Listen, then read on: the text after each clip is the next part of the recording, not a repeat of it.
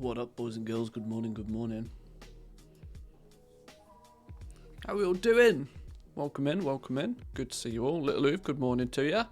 Bonebreaker83, welcome in, welcome in. How are we all doing this morning? I hope we're well. It's Tuesday. Out here spamming more videos than I have time to watch. That is the plan. That is the plan. It's a shock to the system for some, but that is the plan. How are we doing, Zan? Welcome in, welcome in. You're up tweeting at 4 o'clock in the morning, or not so much tweeting, but on the Discord I noticed. Is your not gone to sleep? I assumed your schedule might be a bit whack. I assumed as much. Welcome in though. To be honest, I like the fact that you're putting more vids on YouTube. Yeah, so do I. So do I. It's one of those things that is... I came to the conclusion that when we stream, there is so much content in the stream that just completely gets lost to the void, that I wanted to do something with it. Now, I know it feels a little spammy on the YouTube right now, but that's because it's kind of very top-loaded. I'm playing kind of catch-up a little bit. Obviously, I'm not going to... one thing I find I do a lot on stream is end up repeating myself. Because there's a new bunch of viewers, you know. There's obviously the regulars, of course. But there's often a new bunch of viewers who will ask a similar question and I'll give a similar answer. I have no issues with doing so. But of course, you know, it's going to be very front loaded with, you know, updating YouTube with, you know, the answers, if that makes sense. After the NFT video, I have a feeling that Manthe is working undercover at Blizzard. No, I am definitely not. There is absolutely no way, shape or form. Well, for starters, when would I have time to be working for Blizzard? When would I have time to be working for Blizzard? I think I've put out close to 20 videos in the last 3 days. I have not got time to be doing that business. The NFT video, actually, that has just gone live, I'm not 100% happy with it. There were some points in that where I didn't... I mean, it was a chop down of our first, you know, initial discussion of it. There were some points in that didn't really come across exactly the way that I wanted to, and I know it doesn't do a good job of, you know, actually educating people what NFTs are. I kind of glossed over that bit quite a lot. So maybe we'll give it another bash at some point once I see if how people respond to it on YouTube. To be honest, I'd love to see WoW's NFTs. I think that there's lots of negativity thrown towards the NFTs generally, and that's because people see them as just cash cow. Like, they see them as you know, the stupid one is, you know, buying GIFs and people's tweets and that sort of stuff, and that's just dumb. That's just people splashing their cash for no reason than because they can. But I think when used correctly, the blockchain has a lot of advantages in the gaming world. The fact that you can decentralize the economy of a game away from the creator a little bit, which is actually a huge monumental benefit to the player base. Huge, massive benefit to the player base. That, you know, a company like Blizzard could create an NFT with a limited amount of people that can claim ownership of it. Let's say 30, 40, 50, 100 people, 10,000 people. Doesn't matter what the number is. But then that item can be freely traded between people. And its value can be very much deterministic, you know, with what people actually see it valued as. NFTs are stupid. I can just print screen and use them. You see, that kind of comment goes to show that you don't know what an NFT is.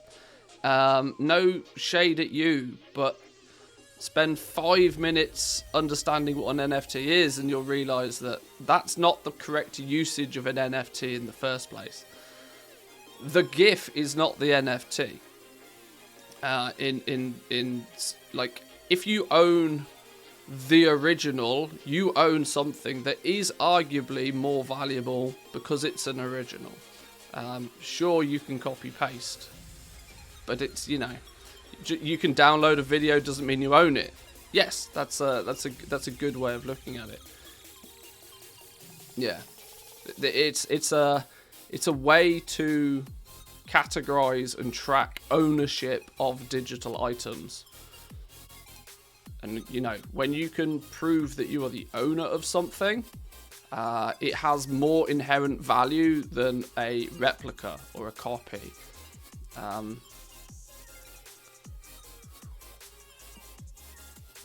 Obviously, when applied to the gaming industry, it's a little bit different because most of the time the items are not so freely copy and paste in the first place, other than, you know, well, there are 3 different levels, I guess you could look at it as. You could look at it as, you know, an item that is available on a vendor has the value, the individual value of that one given item is the same. It doesn't matter if I own a Korthite crystal, if I own an Arboreal shard or you own an Arboreal shard. They're both worth the same because they're unlimited in their supply. You can go and get more if you need them. But something that has a, you know, a greater level of scarcity to it can be valued more so.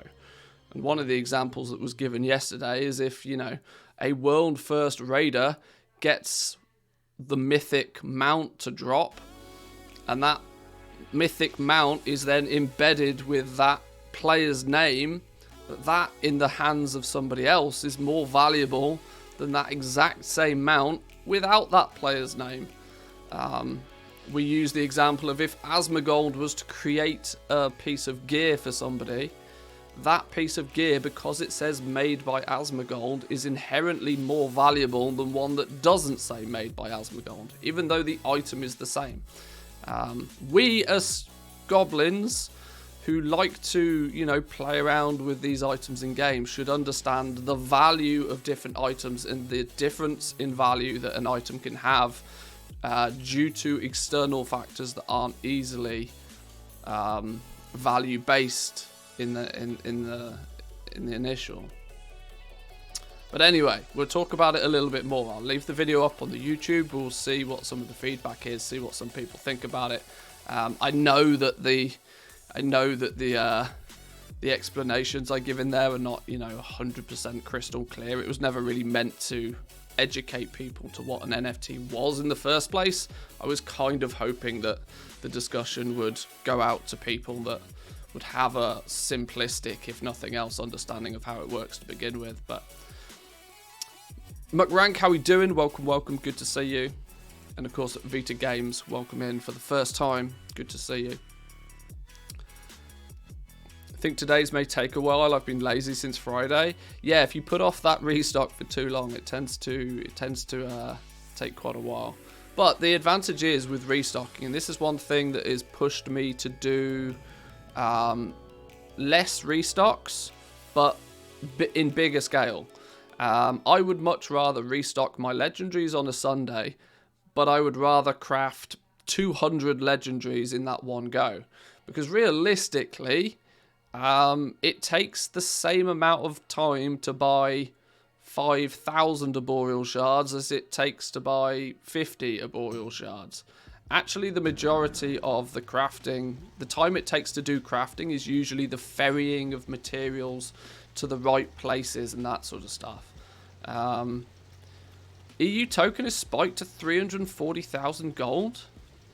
Whoa, whoa, whoa, whoa, whoa, whoa, whoa, whoa. Hang on, what? Hang on, what?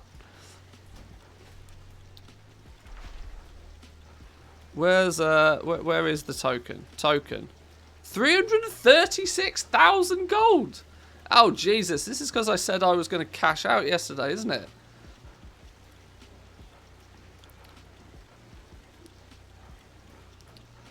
I can't see anything else that might have caused this. Probably. There's, yeah. It's last day of sales. Last day of sales, maybe. Is it the last day of the sale? Where's my Blizzard launchery thing? Is it the last day of the sale today?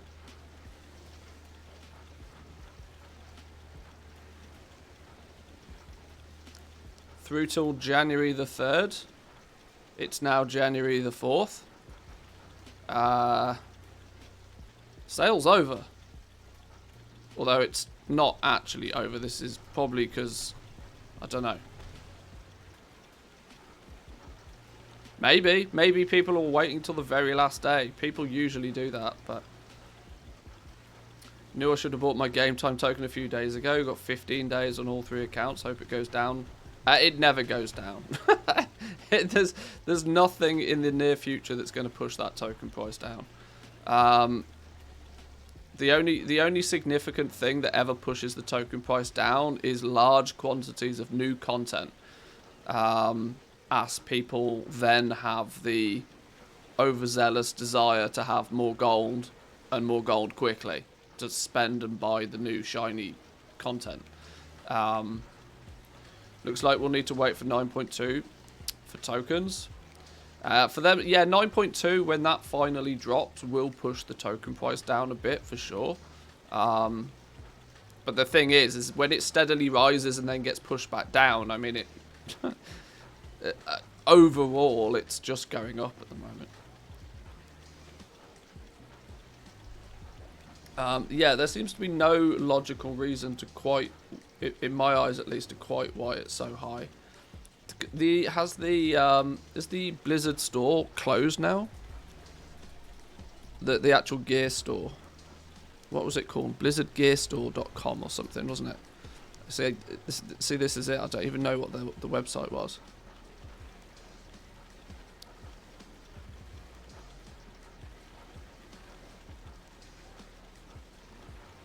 Okay. If you now go to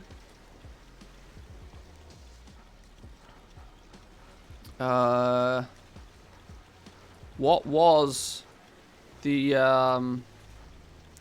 Blizzard Gear Store? It's now a redirect. It now redirects to gear.blizzard.com. Gear.blizzard.com. It's an official Blizzard domain now. They're bringing it internal. So, the official online Blizzard store will have a selection of Blizzard apparel and gear that can't be beat. Shop by the game for World of Warcraft merchandise, Overwatch, StarCraft, Diablo, Heroes of the Storm, Hearthstone. Official Blizzard shirts, hats, more apparel will be available soon that you can represent your game. You will also find Blizzard statues, toys, books, more accessories that you can decorate your home and office with official Blizzard collectibles. Now, obviously, it doesn't say any more about the fact that you're going to be able to pay with Blizzard Balance, but it does mean they're bringing it internally. No longer is it going to be, by the looks of things, it may still be a third party that manages all of the stock and distribution and all that sort of stuff, but the crucial thing here is that it's being brought in-house. It's going to sit on an official Blizzard domain, which it's probably the speculation that you then might be able to use Battle.net.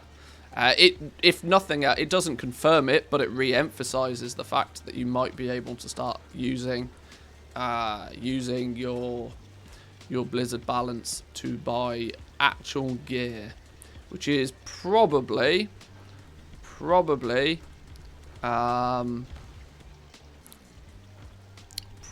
got something to do with the token price. Yeah, Blizzard buying out of Activision? No, I doubt it. No. No, that's not going to be a thing. But yeah, it's probably a concoction of reasons still. Has the NA token gone up as well? Don't know. Please hold. EU token 136. NA token, no, not moved a blip. Not moved a blip. The fact the NA token's not moved, yet the EU token has. I mean, you never know. Magicus might have just cashed out 1 billion gold. You don't know. It doesn't actually, if there's not many tokens kicking about, it doesn't take many people to cash out a large amount of gold for it to do this. It could just be a glitch in the matrix. It was 200k, so it's gone up a bit. I mean, if you look at the little wiggly graph, I mean, it's in the last 48 hours, its highest is 213 and its lowest is 197. It's currently what was it, 208? So yeah, it's in the middle. I tend to find that speculating on the token is pretty futile because, I mean, it just goes up.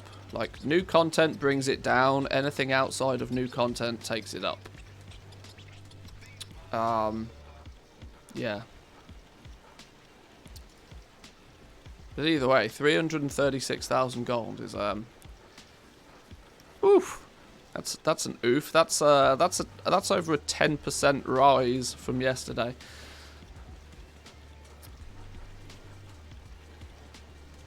Anyway, auction house. Give me my monies. Give me all the monies. Doesn't look like there's much monies.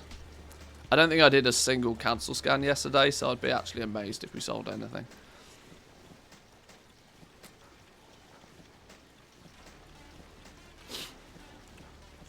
We're up to 500,000. Is it going any further than that? Probably not. No, I think that's it.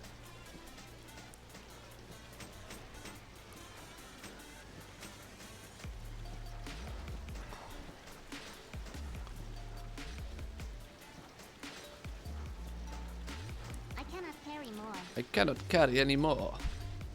Alright, fine. Let's start off then with a big cancel scan. Ooh. Ooh. Everything's going to expire in like 20 minutes anyway. To an hour. Is everything expiring in that duration? Yeah. Literally the entire auction house falls off in an hour. Is it really worth doing the cancel scan when everything's going to fall off in an hour anyway? Do we just come back in an hour? I think we just list these and come back in an hour. That's the safe solution. What we can then do is we can load up some other accounts. I don't really have much of a plan for today's stream. Sometimes I come into the stream with a plan, and some days I really don't. I was in two minds of whether I was actually going to stream today. Mainly because I need to think about something that's not World of Warcraft for about 5 minutes, otherwise my brain's going to melt. All of this video editing. I'm kind of sick of my own voice. It sounds ridiculous, but when you edit hours of your own video footage, you kind of get annoyed by your own voice. Because if you think that there's a lot of content on the YouTube channel right now, don't forget every video that I put up on the YouTube channel, I probably listen and watch that video 3 or 4 times over through the process of editing it and uploading it and checking that the video file's not corrupt and all of this sort of stuff. Does anybody like their own voice? I don't know. As a content creator, you kind of have to at least tolerate your own voice. Liking your own voice is a bit is a bit egotistical in the first place, I think. But you've got to at least be able to tolerate your own voice, because you're going to hear it a lot. You're going to hear it a hell of a lot.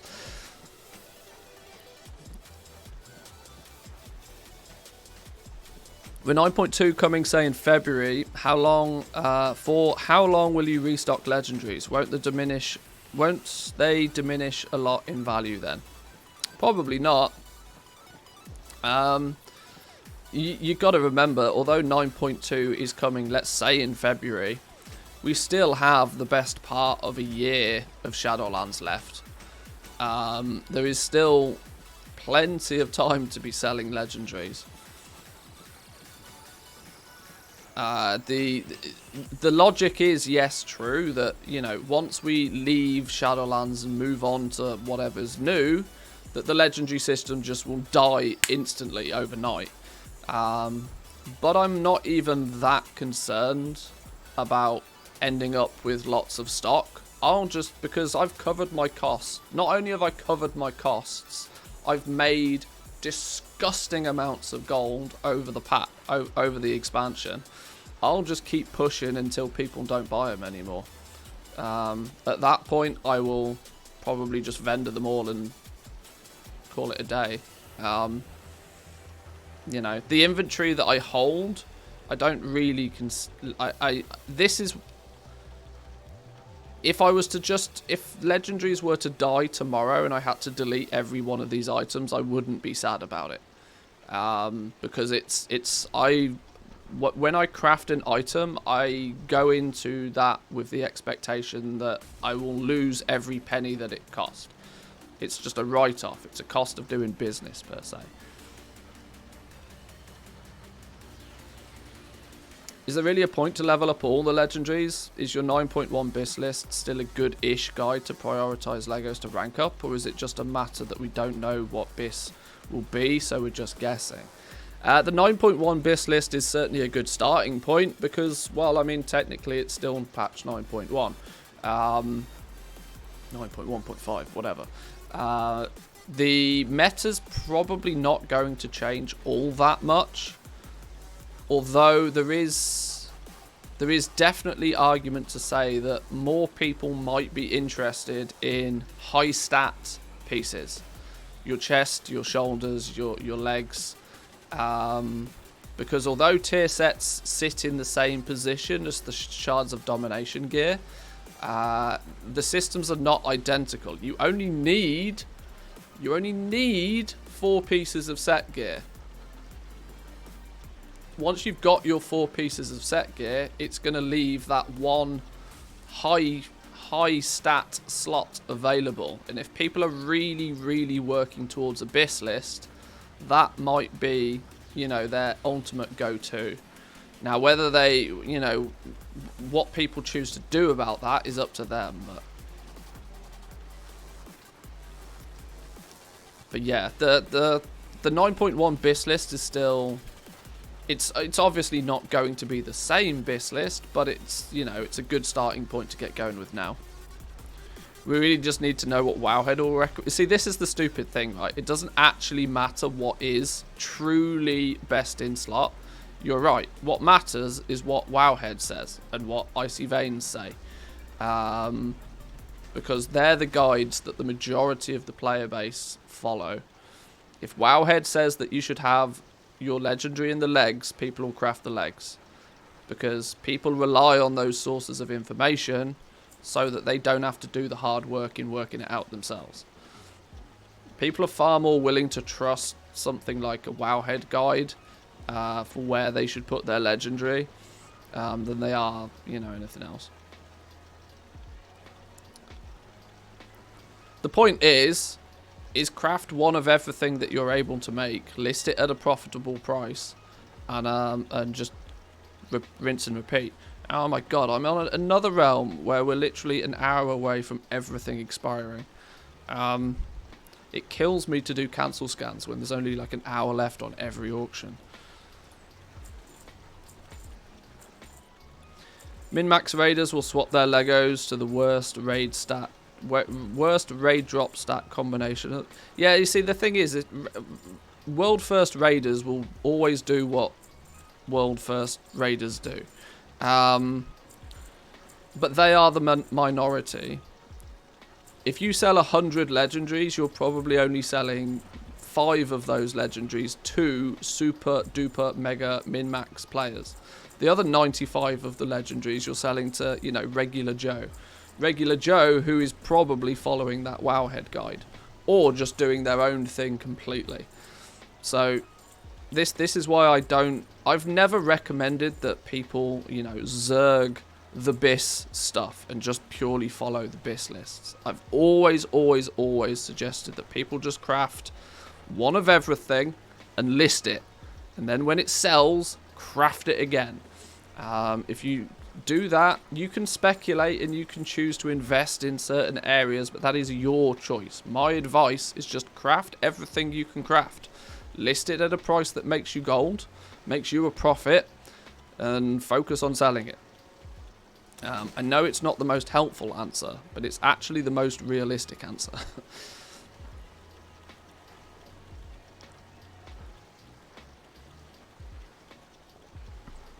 For prioritizing which slots to level up on my secondary server, I've started tracking recrafts by profession, slot and rank on my main server.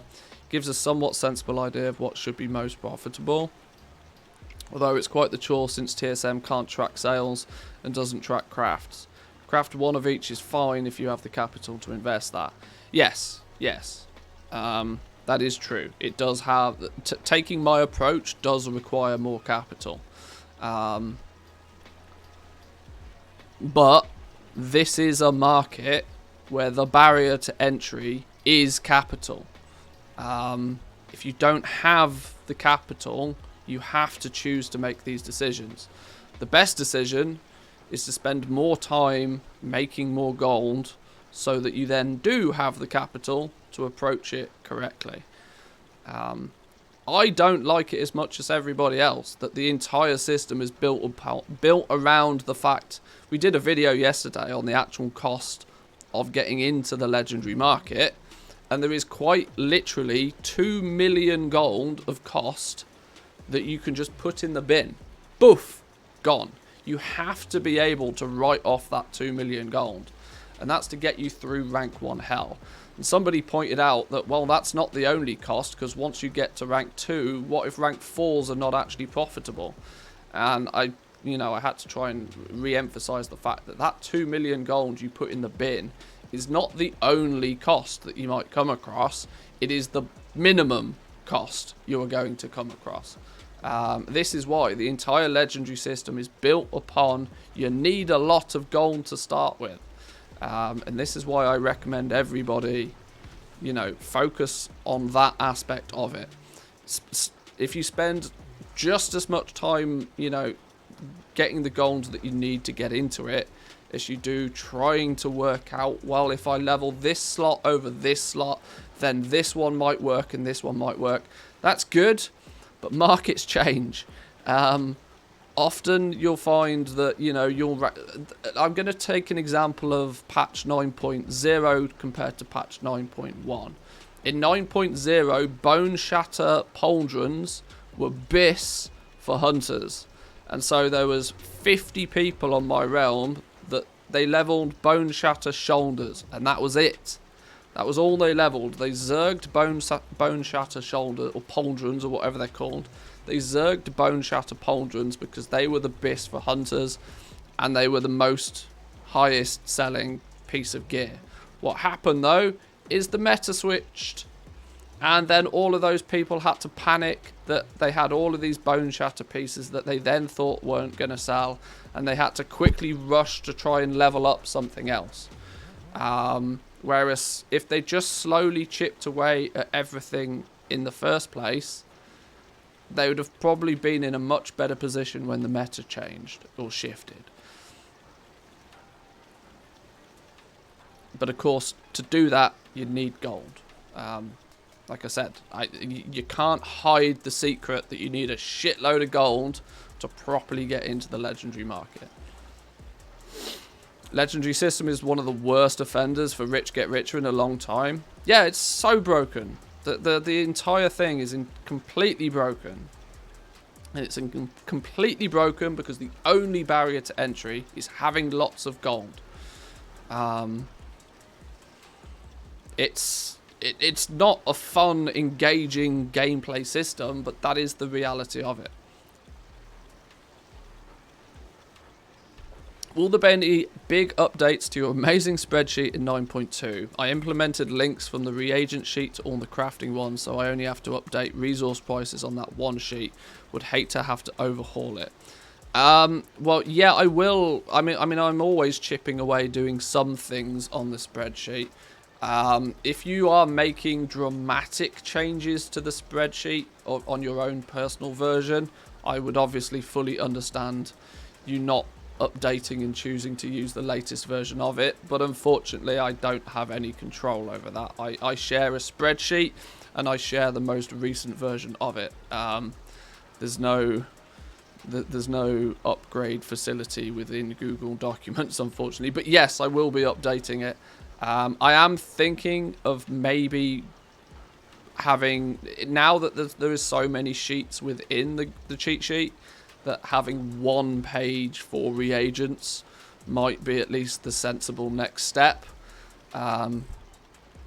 But arguably, the patch 9.2 update to the spreadsheet will probably be the last major update for Shadowlands. And so, whether I want to go to the effort of doing that for everybody now, I might look at seeing what's going to happen in 10.0 and maybe create 10.0 spreadsheet in a little bit smarter of a fashion. I don't know. Not sure. Not sure is the honest answer. I'm a pass on the legendary market. This expansion might sound stupid, but I'm far too lazy. I'm going to stick to selling white items to Moonguard players. Hey, if you find a market that works, just keep going. Genuinely, just keep going.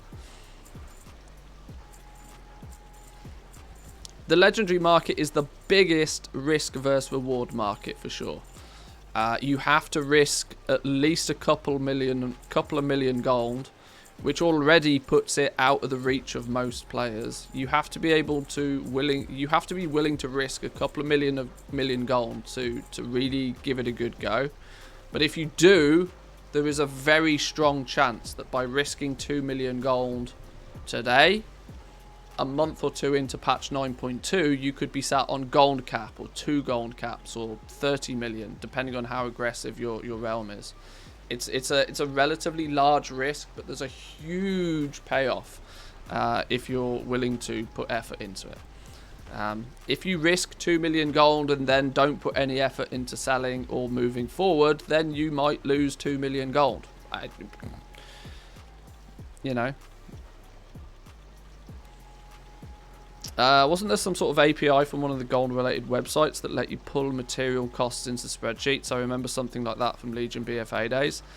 Well, TSM had an API, and they are since the start. It's not worked for Shadowlands, although they are redoing their API, and they have approached me to see if I wanted to use it in my spreadsheet. So that items would update automatically. Initially, on the basis that it would only work for my own version, is why I declined the option at that time. But they are working on the API, and TSM will probably re-release their API at some point. TSM are redoing their entire website. They're redoing the API, so that people will be able to tap straight into TSM's information for the purpose of things like spreadsheets. They're redoing a lot of the actual add-on itself. In version 4.12, which is the next major update, they're redoing the entire gathering module for TSM. So they're working on quite a lot of things. It does mean that we don't see the fruits of their labour a lot, you know, in the forefront at the moment, but they are working on lots of things, and the API is one of them.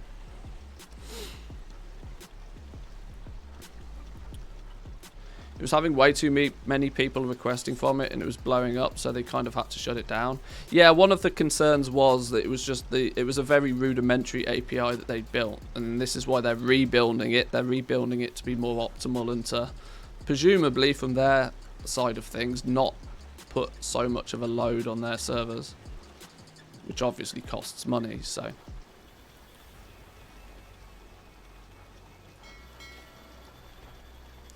right, this realm is about done. We need to come back and say hello on this realm in an hour's time. Any cheap materials on the go? We desperately need to do a restock on this realm, like actually desperately.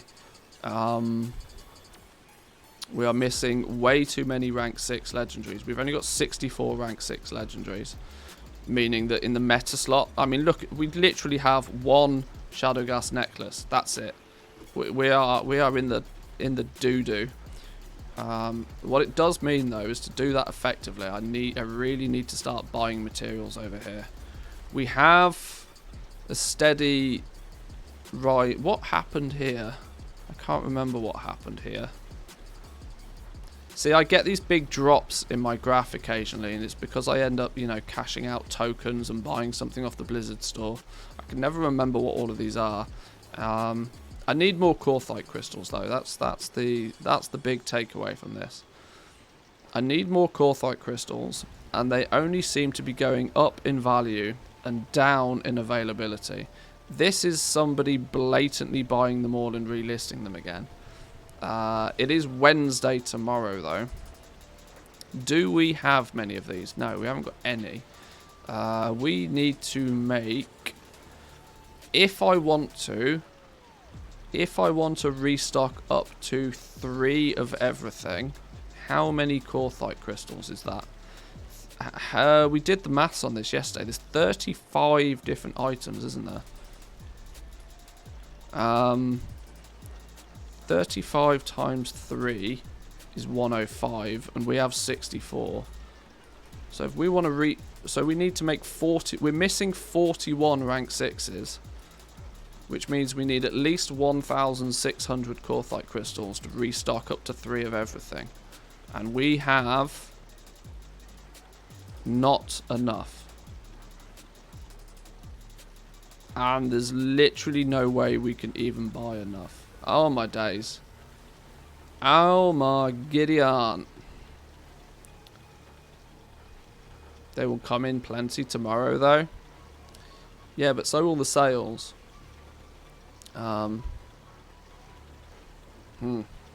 Whatever. Maybe we'll worry about this realm another day.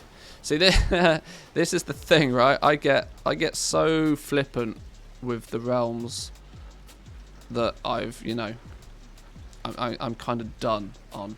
I lose the desire to push forward on the realms where I don't really need the gold. I enjoy the journey more than I do the reward at the end of it. What add-on is the one with the list? It's called LST, Legendary Stock Tracker.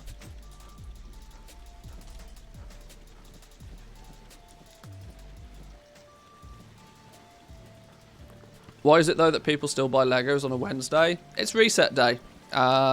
People, the fact that it's reset day simply means that people get that surge of materials. They get that surge of desire to play the game. They might go and run their Torghast again. They might realise that, oh, they actually now have enough Soul Cinders and enough Soul Ash to craft a new legendary. You know, it just all fits. Reset day is always the big day of the week. Tuesday for Team America and Wednesday for Team EU.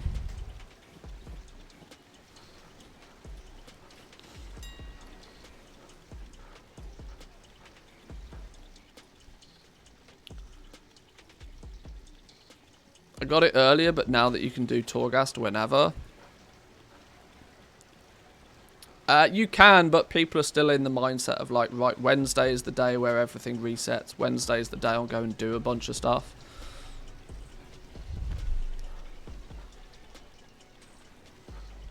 Wednesday is often the day, you know, the raids reset, so people might look to buy their new legendary or to upgrade their legendary before they go off to raid that evening. It's more than just the Soul Cinders and Soul Ash. Because that's not the bottleneck anymore. Yeah, I understand why the lines are a little bit more blurred, but it's a mindset thing more than anything. People are in, you know, they're in reset day mindset. They're in like, okay, right, now I've got enough stuff to do X, Y, and Z. This week I'm going to go and do this. Maybe I'm going to go play Mythic Plus again. Maybe I'll see what I get in my Great Vault once I open my Great Vault. Okay, maybe I will now buy the upgrade to that legendary in that slot. You know, there's loads of possibilities. How many actually read patch notes or go out of their way to read up on Wowhead, etc.? Not that many. From my experience, at least, not that many. I mean, I wouldn't have a job if everybody did it themselves. Let's put it that way. If at least a good percentage of my audience, at least, you know, don't, because they rely on me to relay that information to them. Rely is probably a strong word, but you get my point. It still blows my mind just how easy it is to get onto the PTR, yet how how few people actually do it. You don't even need an active subscription for WoW to test the PTR. You can literally play the new patch for free, whilst the current patch that's dead as a dodo you have to pay for. It's really silly. But it's just the way that it is. I understand it with betas, obviously, because, you know, you need a beta key. You need to be given specific access to that. But PTR, free for literally everybody. It's probably just a psychological. You have that routine formed and you're not changing it if it works. So Wednesday is still the day that you do your, you know, quote unquote chores. That's probably very true. Yeah. People, humans are creatures of habit. Why do you think I stream at the same time every day? Because people are creatures of habit. Most people know that, you know, in or on or around, you know, the same time, Monday through till Friday, Manthius is probably live. A huge percentage of my viewers on Twitch are become regulars because I'm here every day, same time, routine. At least that's the way I approach it anyway. Right, there's about everything I can do for now. Any cheap shit. We need cheap shit. All the goodies. Give me all the goodies. Desolate leather. You see, this is funny. The quantity of desolate leather just keeps stacking up and up and up. And occasionally I talk about desolate leather and huge quantities of it disappear for it to only then end up back on the auction house later that day. People are not buying it and then using it. They're buying it to try and flip it. 363 is getting to be quite a good price though. Gold, $1.50 on pallid bones though is not as favourable. But I'm going to buy them now because I always end up needing these pissing things and paying over the odds for them. Manthius' streams is how I get my butt out of bed that early. Hey, do you guys not have phones? You don't need to get out of bed to watch the stream, my friend. To quote a Blizzard developer, do you guys not have phones? Leystrite on 6 gold a piece is not too bad. I don't particularly need any though. I'm not desperate for it, but now that it's starting to get cheap, I'm very tempted to start picking it up on a regular, on the premise that we're going into reset day. What's a lithium ore relatively priced at? See, this is annoying, right? Now it's annoying in terms of the fact that Leystrite ore is more advantageous to be prospecting than a lithium. Yoink. What else could we acquire? Solanum ore, 14 gold a piece is a reasonable price for my realm. What are Shadowghast ingots at? Am I going to have to craft my own Shadowghast ingots? 73 gold is still... Ooh, 73 gold is within my target range on this realm. They're only 50 gold to make, but I make so much gold on the legendaries that I don't particularly enjoy spending hours crafting these stupid things. Sure. I've said before that if people want to craft Shadowghast ingots on my realm and list them for 75, I'll buy them. So I'll stick to my words. Hopefully I'm making some of you rich. Oxane ore is expensive. Sinvir ore is expensive. Lightless silk is expensive. What's going on with lightless silk? Shit's meant to be cheap. We got 3,000 of it. That's some, but that's definitely not enough. We'll have that then. Yoink. Now into the big stuff. Callous hide at 40 is reasonable, but I've got a fair amount. Heavy at 50 is above what I would like to be paying. Somebody's done a reset there anyway. Lithium at 93. No, that is just too expensive right now. It should be in the 70 odd range, I think, by this point in time. Heavy callus at 405. How many do I have? I don't have a lot. It's not the best price, but I would equally like to have some and not need it than need it and not have it. Can we just do this? We can get everything for 408. Everything at 408 makes it quite difficult for anybody that's not restocked as well. Yeah, I'd rather have it and not need it than...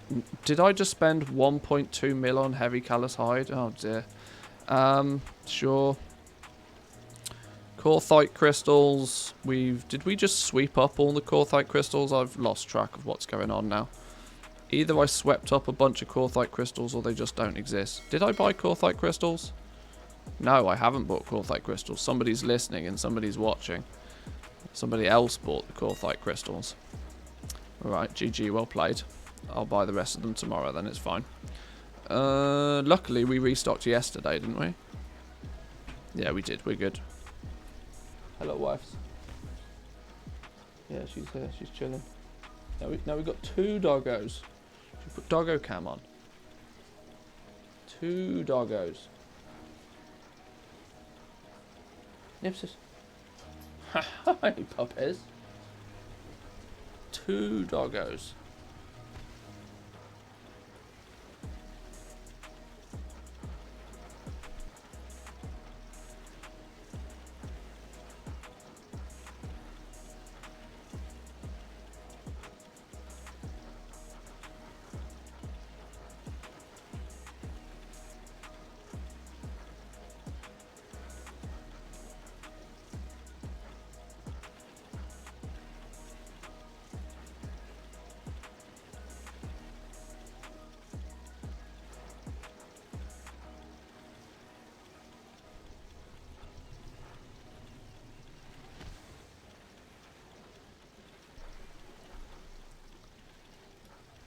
There we go. Back to my ugly mug.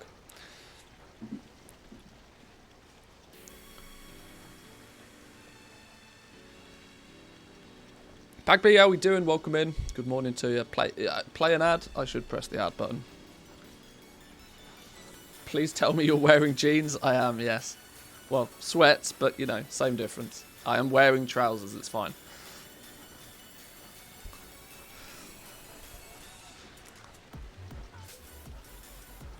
Ah, Innkeeper, welcome in. How we doing? Happy New Year to you as well. Welcome in.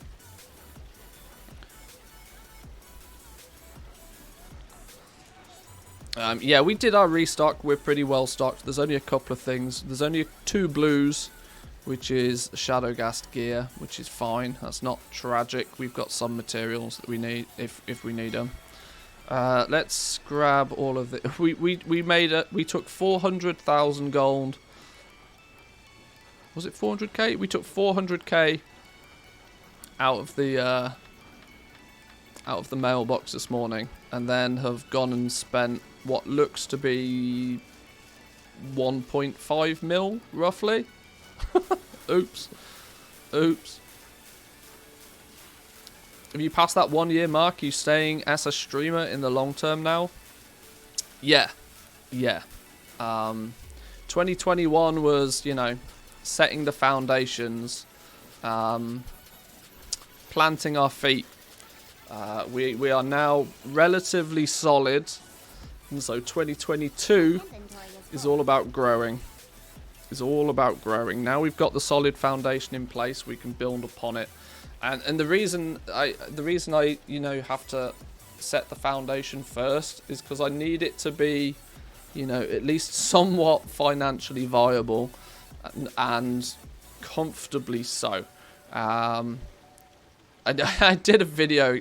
I showed on stream the other day just how much money I don't make by streaming.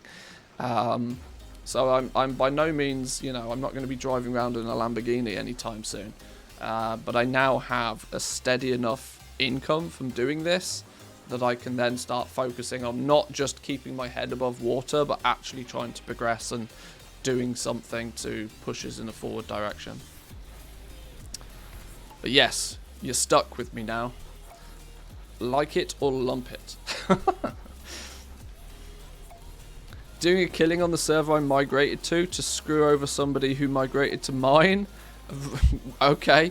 Arrived with a bunch of materials, no Corthite but 400k. I'm already at 2 million after a single day. Oh, nice. Fair play. Fair play.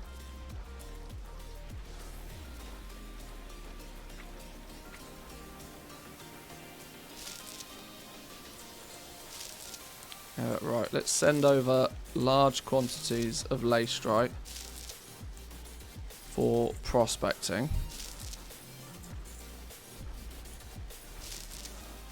And presumably pallid bones for doing something else with. What else did we buy? 3,000 heavy callous hide. We'll turn, I think we're going to turn most of that into enchanted heavy callous hide anyway. I knew that streaming money is not that much. I was surprised it was that low. Good luck though. Maybe some of your spectral squirrels as NFTs in the future. Is that your wallet? Or are you just glad to see me? Like I've always said, I Both, don't stream to make money. And you I are stream stuck 'cause with I me. enjoy it. We're stuck with each other. It's all good. Thank you, Cal. Appreciate it. Welcome in. Yeah, I don't stream to make money. Streaming to make money is the worst decision anybody can ever make. It's like playing the lottery to get rich. It's just not gonna happen. Doesn't matter how good you are in today's age, you don't make money through streaming. You can make money as a byproduct. You can make money from streaming as a byproduct of doing something else, but nobody makes money from streaming directly. That's just madness. Sure, people get subs and bits and that sort of stuff, but you are statistically more likely to definitely not make any money. So just pick the winning numbers. It's easy, isn't it? Yeah, just don't pick the wrong numbers. It's easy.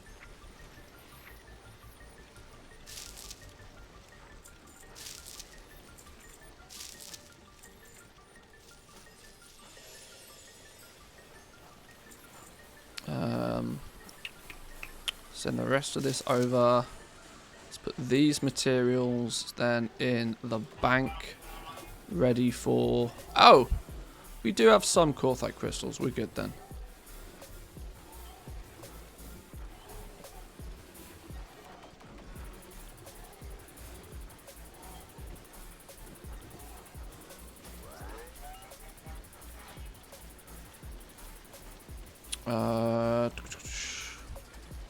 Restock those. Is it only heavy callous hide we need? Not sure I agree with that. That sounds like a big stinky lie, but sure, whatever. Right. I need to fix my soul dust problem though. Really need to fix my soul dust problem. I swear I sent a bunch of this somewhere. I don't know, maybe I didn't. Yoink. Sacred shards are 17 gold a piece. I should really just be shattering these down, shouldn't I? What's 17 divided by 3? It's like 6, right? Less than 6 gold, whatever. Whatever. Fine. Right, let's leave this dude here doing this. We've bought enough. Absolutely, definitely, most probably bought enough. What's that put our TSM graph at? Yeah, we were climbing up and then we bought stuff. So, yeah. Today is not a profitable day. Tomorrow is the profitable day. Because we won't need to buy materials tomorrow. And we should sell a bunch of stuff. So, use the Eternal Crystal and shatter twice if you have too much. Yeah, but that's double the process. I let other people do that. I'd rather pay other people to do that for me than do it myself, if I'm honest. This dude can't anyway. Even though he's an enchanter, he has the problem that he is... he's only level 48. So I can't go out and get the Sacred Shard Shatter, because that requires Honoured with a Wild Hunt, which is not easily achievable on this character.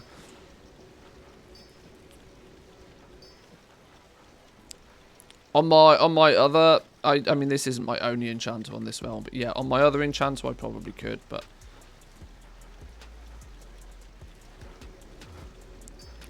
Right, let's leave them doing what they're doing. We've got a whole bunch of stuff that's going to expire in a little while anyway. Let's jump onto the realm that I'm actually interested in, and that's Draenor. Continue our little project, Draenor. Before we dive too deep into this, though, I'm going to go grab myself a drink. I've run out of coffee already.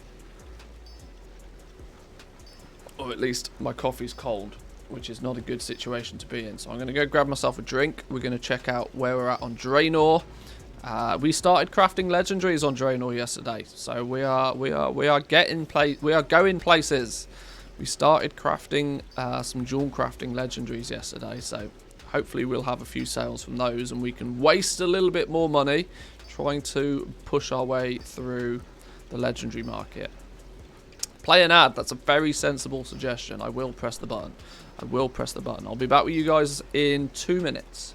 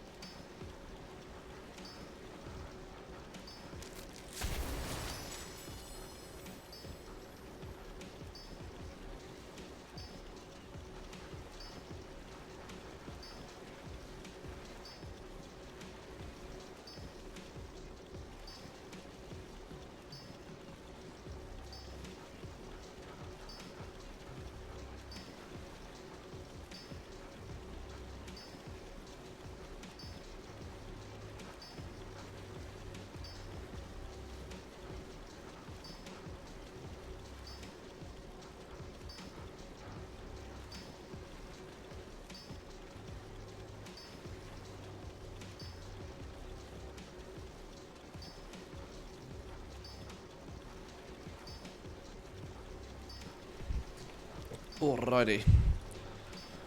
Right. Where we at? Right,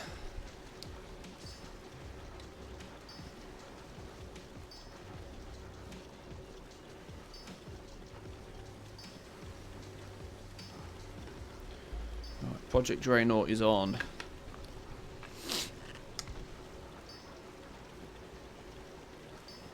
Last week I spent like 6 hours doing the crystal to shard to dust. Of course the dust lasted like 3 days. See, this is why I don't do it. For that very exact reason, that sure you can do it and sure it's profitable to do it, or I could just buy exactly how much dust I need off the auction house whenever I need it. The cost of the dust is so inconsequential in relative terms to the overall price of what I'm using it for. If I have to spend 6 gold or 8 gold on a piece of dust, it makes very little difference when the overall crafting cost is 50k. Sure, you can min-max here and there, but it's not for me.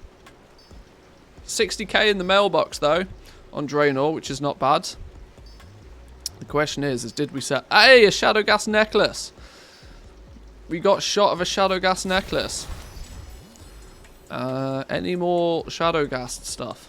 Probably not, but either way. How odd is it that there's about a 6k crafting cost on that thing. Where did it go? Where did it go? I don't know. Here we go. It's about a 6k crafting cost. Why am I so excited about losing over 5,000 gold? But yeah, it's progress in the direction. A few bags here and there. Shadow Steel, Shadowghast ring. Oh no, they've expired. Okay. Yeah, there we go. There's the rest of them. They all expired. It's fine. But sold some good stuff. The money that we make here by selling all of these things is what we will waste on legendaries to get our foot in the door.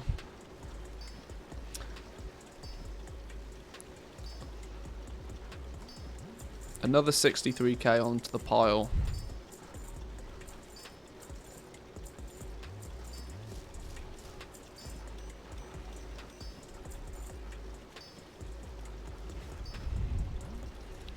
Which puts us at a still similar price. Okay, cool. Right. Easy gold. Easy. Oh, what's going on here? Somebody buying all my 117 gear. There's a 117 a claymore two-handed sword. Are we going to say that there's a ret paladin running about at level 55? Do we think? Ret paladin, warrior, Death Knight. Somebody's running around at level 55 and has treated themselves to some of my gear. Why, thank you. Right, we've got a bunch of expireds again in 40 minutes or so. Oh, come on, Blizzard. You know, if I could have anything in this game, I think a 23-hour auction listing would be very, very high on my list. A 23-hour auction listing would be music to my ears.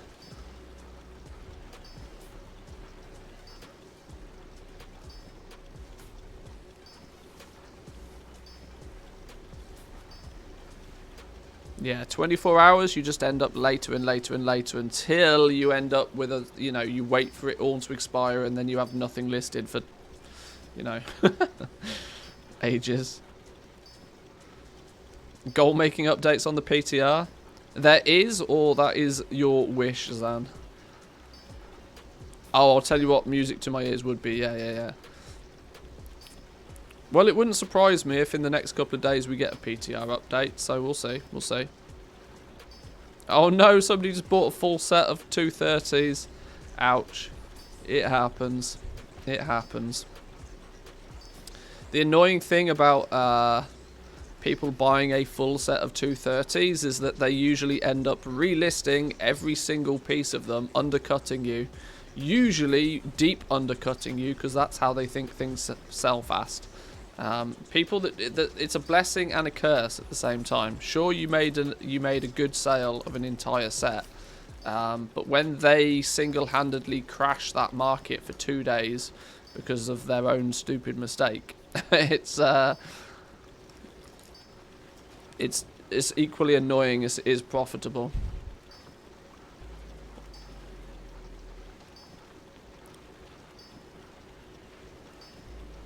210, 225 and 262 rings to the same person. It's incredible just how many people still do that. The belief that you have to upgrade one rank on top of another. Incredible. But it is a thing. It is a thing.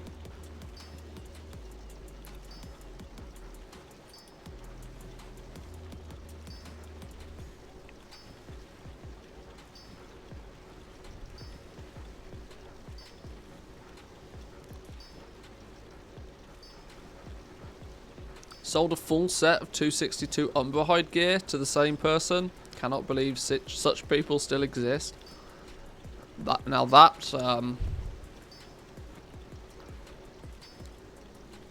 That's an achievement. Not only can I not believe that those people exist, I also can't believe how rich those people are. Like, who in their right mind has, like, 400k just lying around? Who isn't, you know, a bit of an active goblin?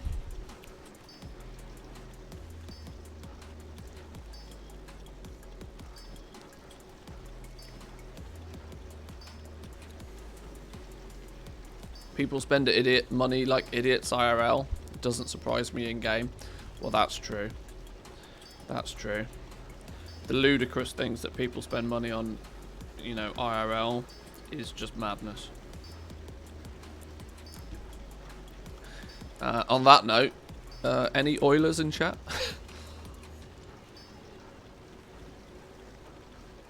Any Oiler feel like gifting a bunch of subs? I need to find me a Saudi prince. Pocket prince.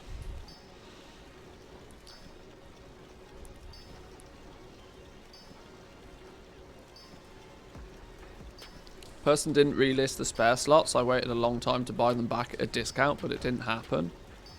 Well. Maybe they do just genuinely want one of everything. On the maybe they're speculating, you know, transmog options or something. I don't know. People do silly things. How's Lego sales? Is it still good? I don't really put in a lot of effort. Is the honest answer right now. I can't remember the last time I did a cancel scan on legendaries. At least on the my main realm, I'm still doing reasonably well.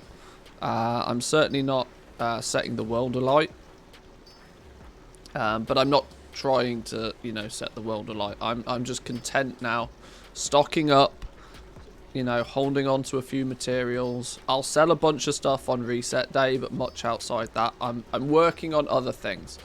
I'm putting way less effort into selling legendaries generally and just increasing my gold.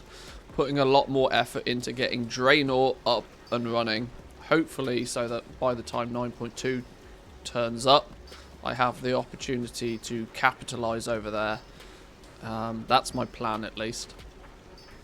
And so far it's working alright. We started crafting our first legendaries yesterday on Draenor. Excuse me. Now we just need to sell the pissing things.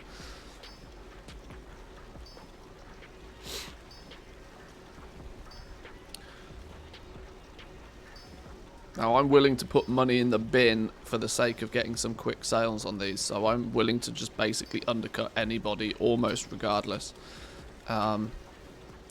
Just to help shift some of them. Because these are rank 1s, and you know, rank 1s is a lost cause for anybody. It was a lost cause for most people literally a week after the expansion launched. But it was always going to be that way. So we just need to power through. Power through. We're stuck in a cancel scan throttle though. We could let's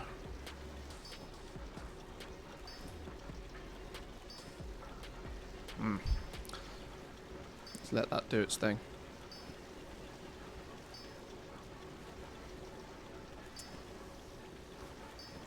190s, 220s, 225 rings still sell extremely well. I lost about 2 to 3 on each craft. Yeah, I've got no doubt that they will sell pretty quickly. I'm just not... I'm not disillusional enough to believe that I'll make profit on them. All I'm really trying to do is just get a shot at them, recuperate as much gold as I can from them as fast as I can, so that I can reinvest that into crafting another one. Until I get to the point where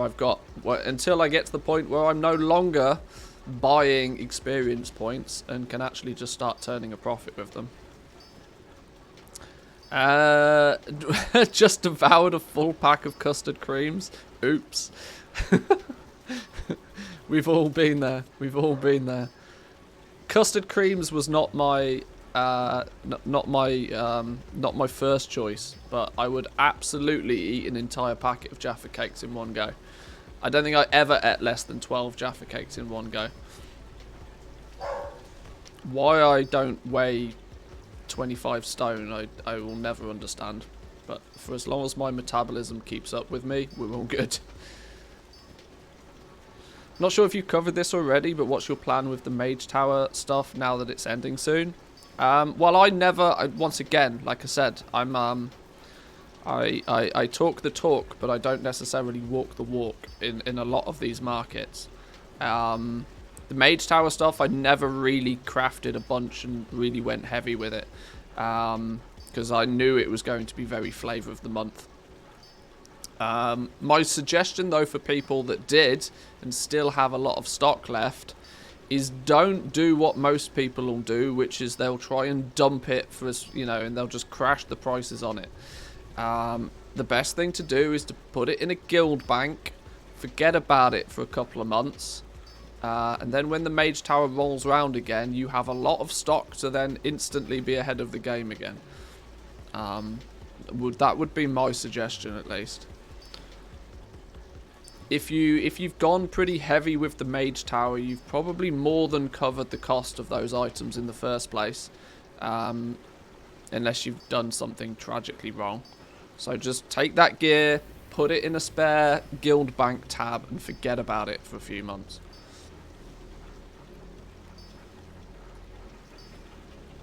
If you start trying to liquidate it, you'll basically end up giving it away either for far less than what it cost you to craft it, or at a far lower price than you're happy with. So yeah. Jaffa cakes don't count. It's expected that you finish the pack. Is that why they come in? You know, you get two packets of them at once, so at least you have a second opportunity to eat Jaffa cakes.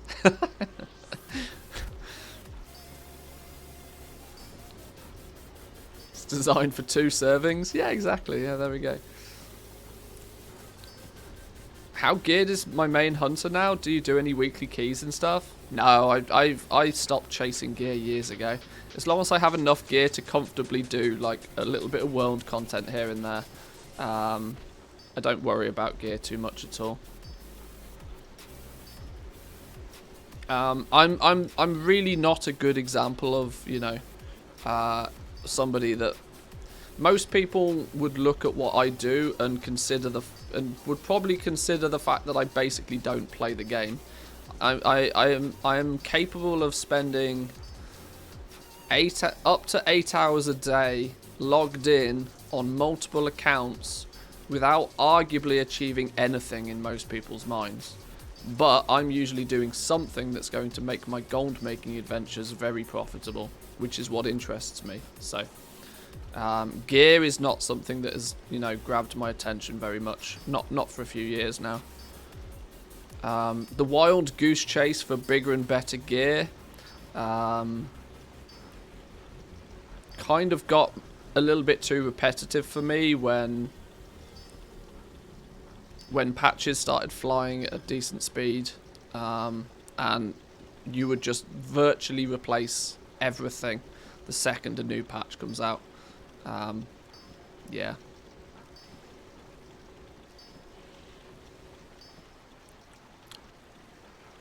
Guess I'm going to finally start bothering people in Stormwind to set up a guild bank. The easiest way is just to pay people to do it. I'll give somebody 5 to 10k just to sign my ledger. Because I shit you not, if you only need to put one yell out in /2, 10k for guild ledger signature, and you'll get 20 whispers before you can blink.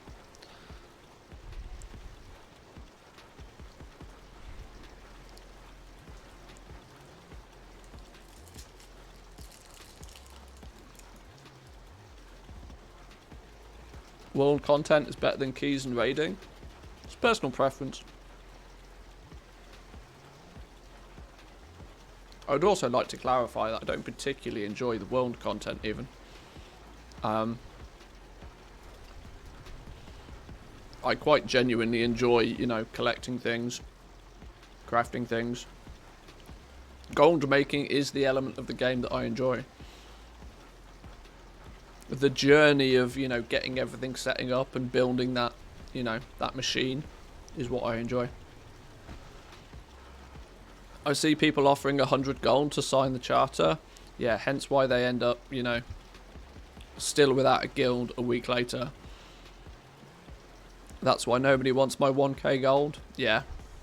You got to remember, you get 1500 gold by doing a calling nowadays. If you're not offering 5k, people aren't interested.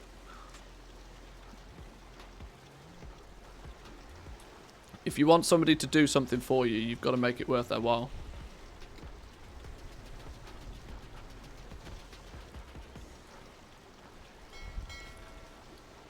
At least if you want them to do it quickly.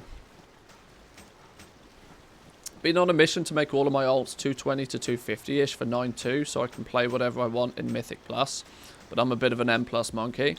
At 220 to 250 is really well, 250 is quite high end, but I mean you can get 233 just by running through Korthia. 233 in Korthia is very easily achievable, because that's how high the zone gear levels up to. And now with the speed in which you can gather the catalogued research points, you can upgrade all your gear really quite quickly. If that's your goal, at least. Far quicker than what I imagine you could in or you just drop 1 million gold on each character and buy a heroic clear with, you know, with loot funnel. Not that I'm trying to advocate boosting in any way, shape or form, but if you want to do it quickly, you can.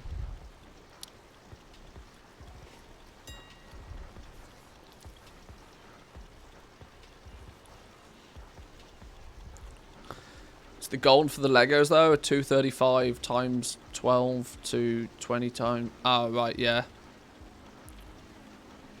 Yeah, I mean if you're trying to get Legos on every alt and stuff as well, then I can imagine, yeah, that gets quite expensive.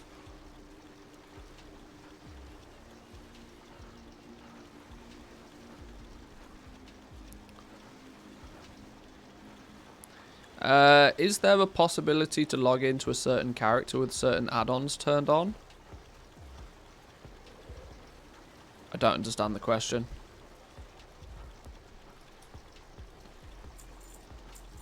It's around 300k, not even a mil.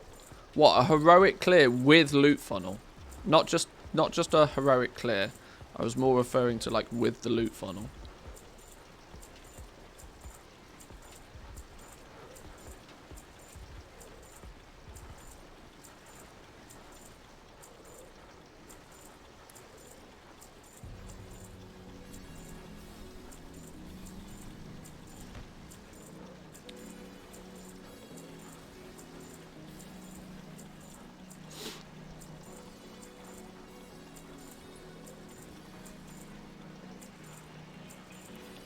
It was 800k with loot share a few months ago.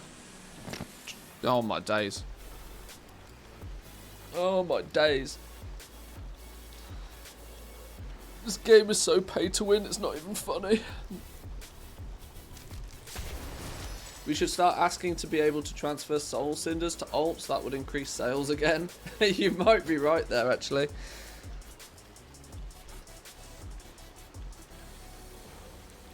It's not even worth boosting.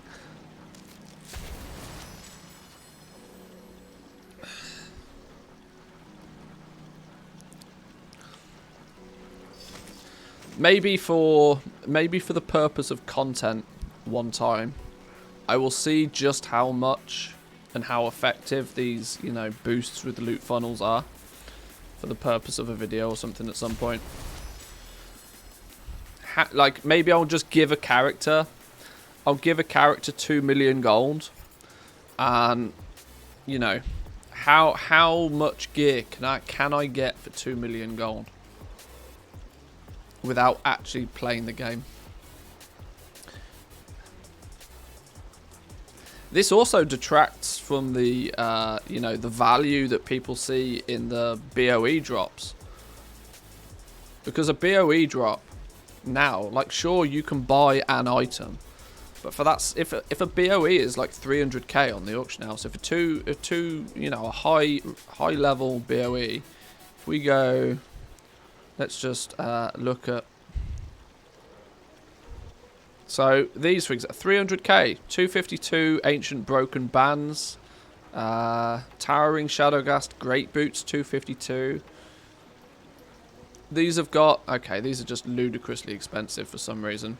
Why are they so expensive on this realm? Region average of like 80k on these things. Okay, well that makes more sense. 300k, not so much.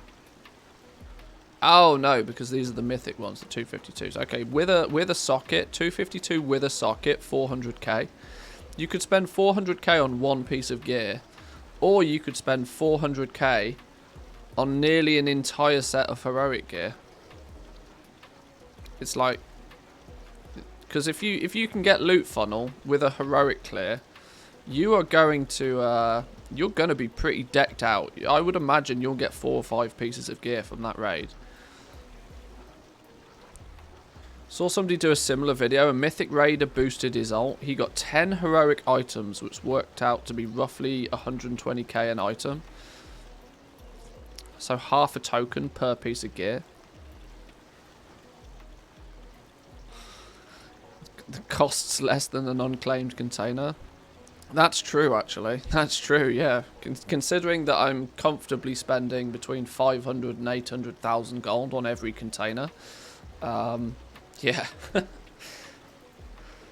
Yeah. 800k for a container or 800k for a heroic clear with loot funnel. Oh my days. Do you want that, you know, that 10 gold cat pet out of a container, or do you want, you know, don't do 2 million gold, better do 100 euros spent on tokens and boost with that gold what you would then get for 100 euros. I guess it's a cleaner title, isn't it? 100 euros, 5 tokens. 100 euros is 5 tokens, which is 1.5 mil. Yeah.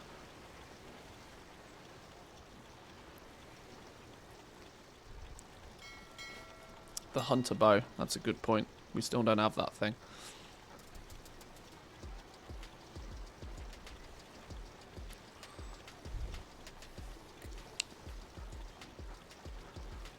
Okay. It was, I'm losing, oh no, yeah, we've still got cancels to relist. That's what we were doing. That's what we were doing. Do you use the TSM desktop app as well? Yes, you absolutely should. You absolutely should. You don't get any pricing information if you don't. So yes, you absolutely should use the desktop app as well. It's the desktop app that keeps the keeps all of the pricing information up to date. I don't even know what the add-on really does nowadays if you're not using the desktop app. Can you even use it without it? I don't even know. It's been a long time since I've had to think about it.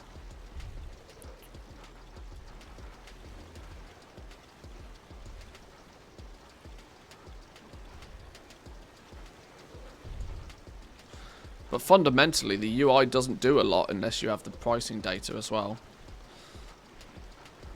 So, yeah.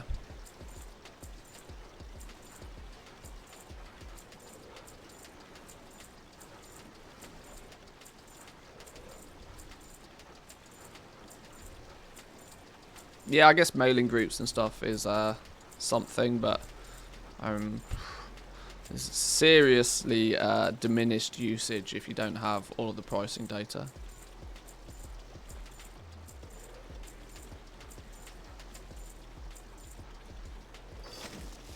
Right, that should be everything relisted now. See, now at this point we should probably chill on just selling the essences raw, because we should probably just use them for crafting stuff. We have plenty of gold. Do we have... Okay, a few minutes for all of this to expire. Do we have... Let's maybe craft a few more jewel crafting Legos. Let's spend some of this gold. There's no point having it sat in our bags. We should absolutely be putting it to some use. We should probably spend 50k or something on crafting legendaries now.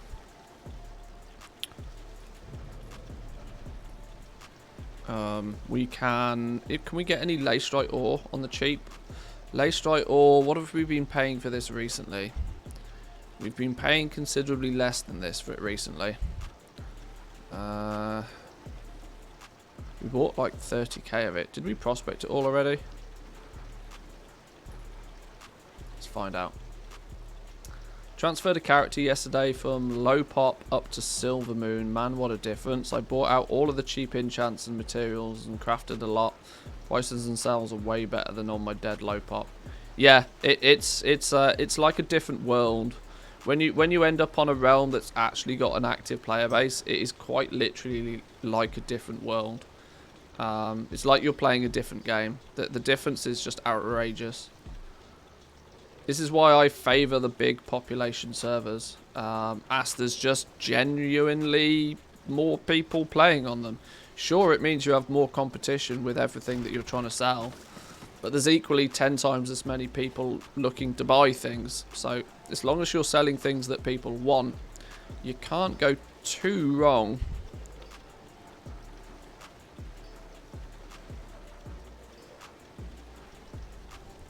I'm on the wrong character, aren't I? I'm on the wrong character, sort of. I could do with buying some arboreal shards, though. Why is my dog going mad? Hang on, please hold.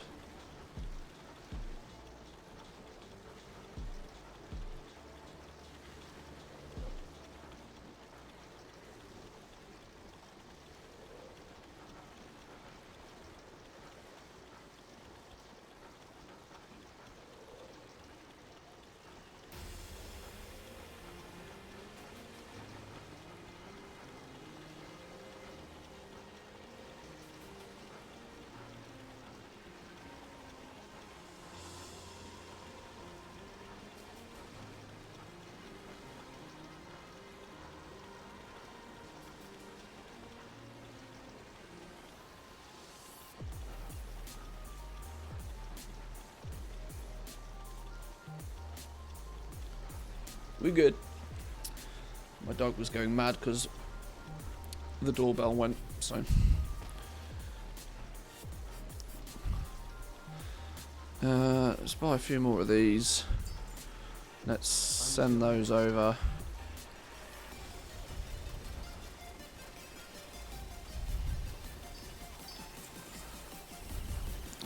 I now have way too many things open. Alright, sure, we'll be fine. Should be a channel point reward to rename a TSM operation. That's an interesting one.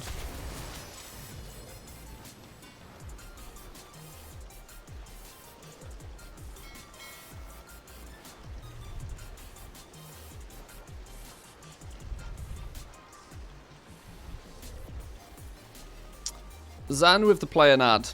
Wise man right there. Wise man. We will click that button.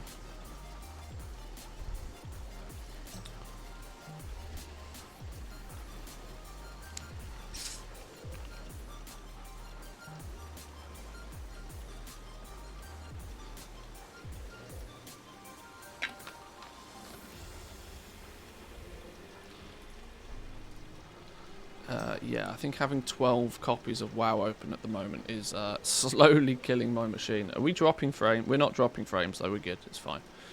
Until we start dropping frames, we will keep pushing. So, there's some shards to play with. Let's craft some stuff. If we need to craft a few more of each. How much were these rank 1s? 10 arboreal shards apiece. We just bought 100 arboreal shards, so maybe let's make 5 of each. Queue up 5 necks, queue up 5 rings, and then let's get what we need to craft said items. We need a bunch of ore, relatively evenly spread out, so I'm going to choose to prospect some Leystrite to get it. We can make some Shadowghast ingots, or maybe just buy some depending on super how lazy I am. I want to see the ad. Something's broken here. Hey, you're one of the lucky few that don't have to watch ads. Maybe right. Let's buy some Leystrite then. Leystrite at 7. Lithium at 83. Annoyingly so. I know this is expensive. This is annoyingly expensive. Sure, whatever. Let's go like 3k. Is 3k going to be enough? Is 3,000 going to be enough for like 40 of each? It's not, is it? It's not even close. Let's buy another bunch of that. Let's buy... What else do we need? Some materials potentially for Shadowgast ingots. Simvir, 9 pieces of Simvir ore will do it.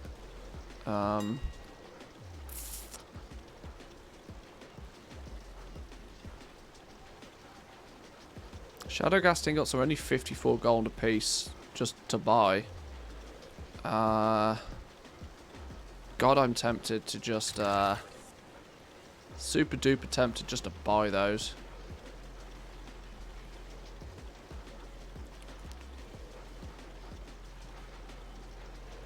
Can we maybe 14 gold a piece plus 14 plus 15 is 30 plus 17 is 47 57 67 67 plus another 30 is 90. We're looking at 45 gold a piece to make Shadowgast ingots right now. Not to mention the amount of time it takes to actually make them. This is probably why it's telling us to buy some more. Okay.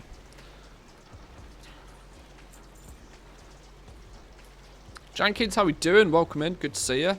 We're adventuring into our first crafts of legendaries today. We are getting to that point where it's time to start wasting money. It's time to start wasting our hard-earned gold on pushing our way through rank 1 hell.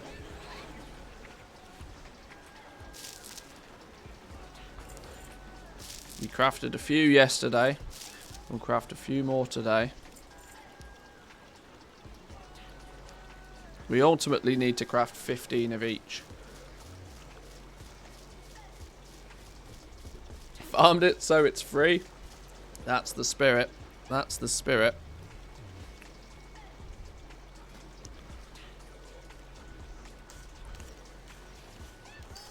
How many different slots, armor types are you going to cover? What I might do is I want to push with the I want to push forward with jewel crafting as aggressively as I can. But outside of that, I will probably try and craft just one of everything, and just, you know, I will do what I tell myself to do, and then that's just craft one of everything and let the market tell you what is in demand. Sure, I know that they're not going to be profitable, but we'll see. I want to, by the time 9.2 rolls round, have a handful of things available at, like, you know, high level. But I don't know exactly how many. It's going to all depend on how much gold we have. I mean, if we can start turning a profit on them soon, then we'll be in a much better place. It depends on how many sales I can make and how quickly I can do it. I tend to disagree with the pay-to-win comment personally, since the journey, e.g. the grind, the application of building social networks, etc., is the goal. To the goal is the win. Well, it depends what your definition of win is. That's the thing. That's not necessarily the industry standard of definition of win.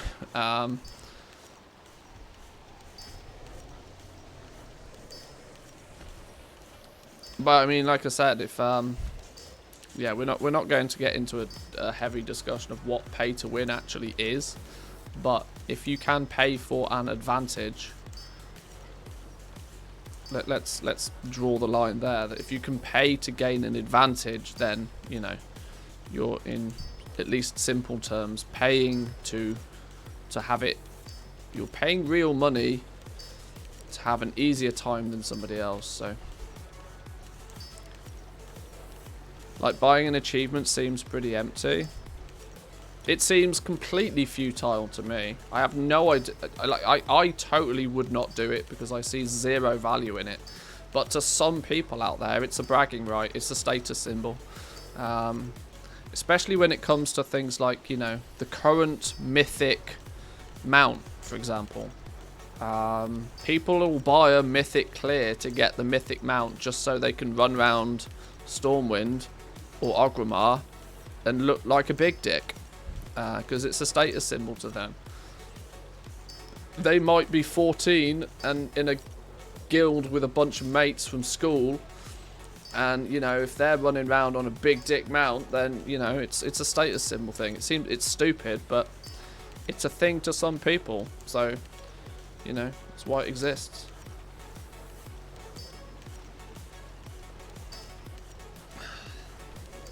All Fortnite, all 14-year-olds are playing Fortnite. They're not playing WoW anyway, but you know, you get my point.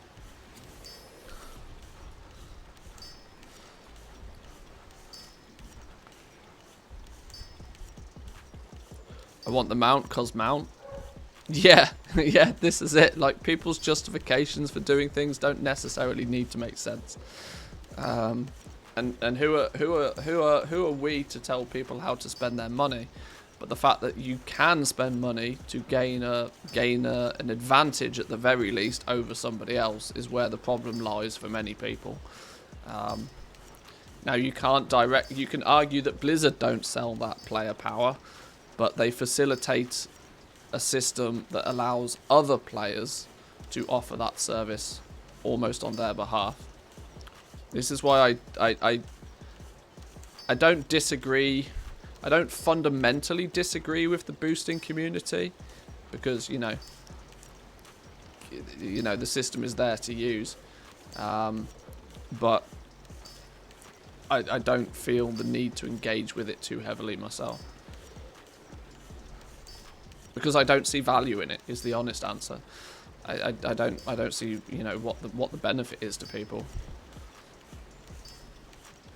Got to add that +1 to the mount number. Yep. Got to get that all the things ding. Imagine that, buying boosts just to get all the things dings. Could happen. Right, how are we doing on our essences? We're dramatically short on Torment and Valor apparently, but we are getting there.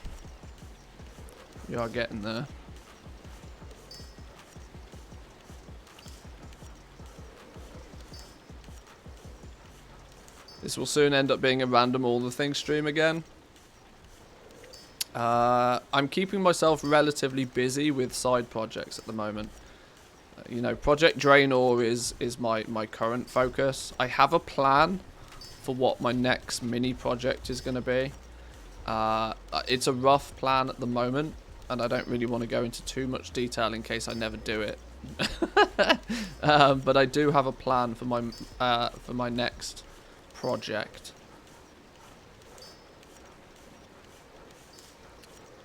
What's the purpose of the red, blue, and yellow gems?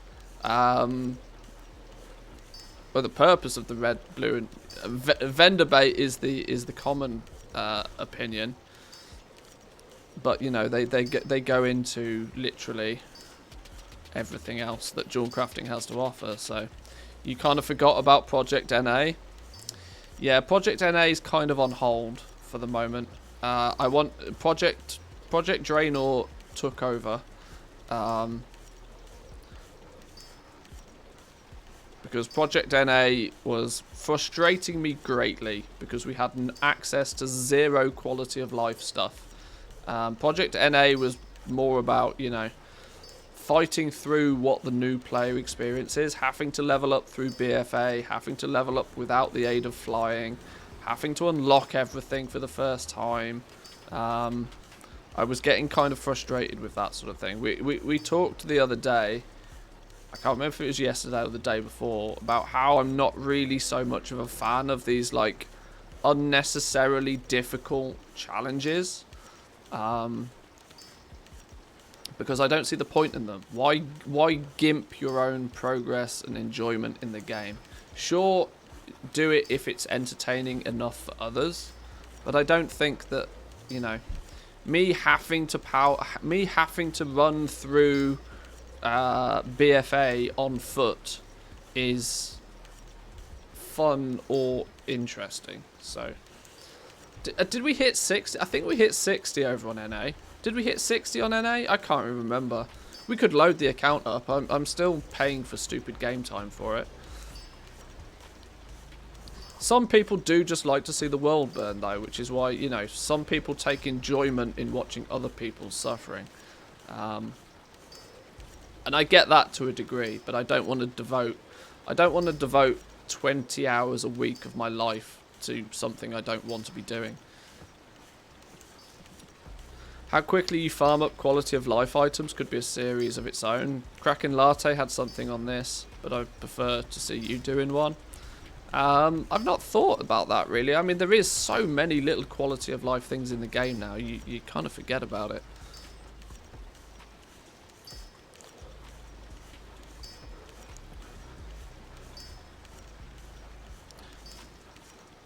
I mean, Project Draenor, for reference, is just my mini-series where we're getting set up on Draenor, and I'm building a very tailor-made, deliberately having specific professions on certain characters. Those certain characters have very set roles, and it's all designed in a way to facilitate easy gold making going forward. And the reason why it's kind of the forefront of my mind at the moment is because I kind of want it to be ready for patch 9.2 so that we can take a couple of million of gold into patch 9.2 and then turn it into 20.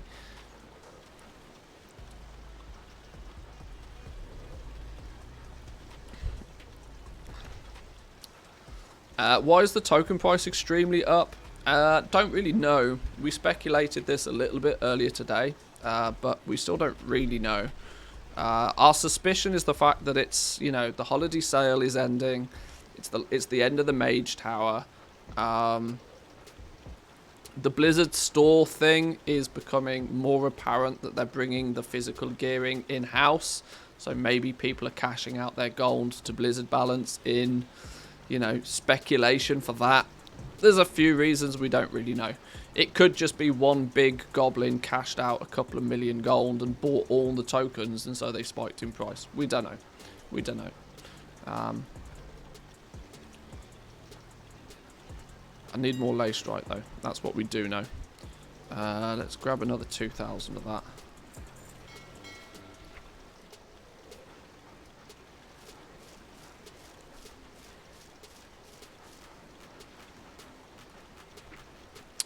Send that over, get that prospected. Yoink. At the very least, all of these gems that we're going to get from doing this prospecting can be, rebuilt into some 200, 230 gear, that sort of stuff, so. Need 10 more torments. If we can get 10 more torments out of this, we'll be good. Wait, how did you send them all at once? It's if you use Postal, the add-on's called Postal. You can then, it's muscle memory. I don't even know what I do.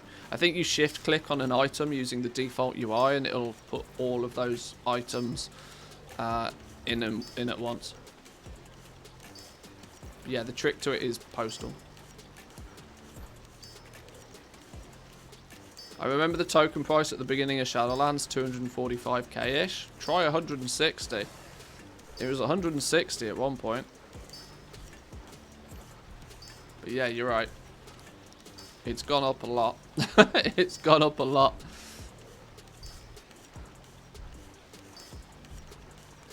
Leatherworking and tailoring restock only took 90 minutes and 450k. Coffee break and then some blacksmithing and jewel crafting. That'll teach me for waiting 45 days to restock.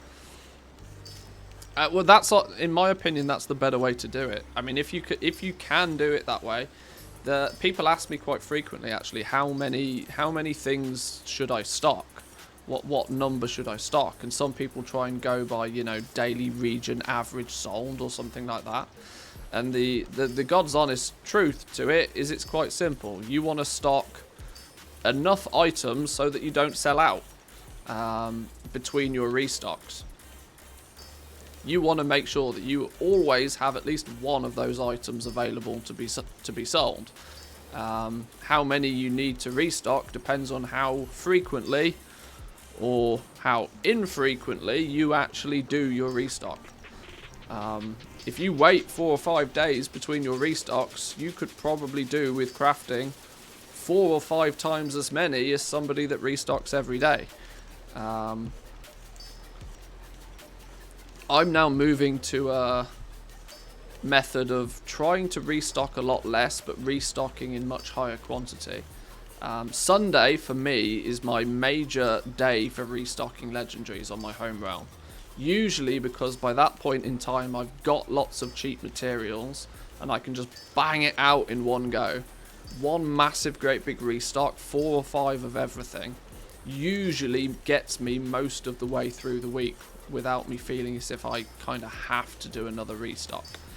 But I'm not too regimented, and I'm not too religious about how I go about doing it. Lazy Goalmaker, for example, is a really good example of this. He is pretty religious about when he does his restocks. He has a schedule. He goes by his schedule. He tries to keep to his schedule, and so he has more accurate numbers on how much he recrafts and whatever. But I'm a little bit more slack. We've got our essences now, though. Let's bang out some Shadowghast ingots real quick. Although it seems to say we're missing some flux. Okay, I need to buy some flux. I didn't think about that. How many do I have? Not anywhere near enough. Okay, I need to buy some flux. It annoys me that I really need to get this guy exalted with somebody. But I can just jump between characters, it's fine. I've only been restocking once a week for about a month now, and I'm still making decent gold. 6 ranks 4s and 6s of the non-dom sockets and 3 of the dom sockets. Not far off what I've, you know, ended on doing. I have 5 rank 4s and 5 rank 6s, but I stock 5 of everything. I don't differentiate between the two. But I only restock when I've sold at least 3 of those 5. Is the way that I'm doing it now. But I'm also not cancel scanning, so I'm equally not selling things quite as frequently as I could be if I was cancel scanning aggressively. So there's lots of factors at play.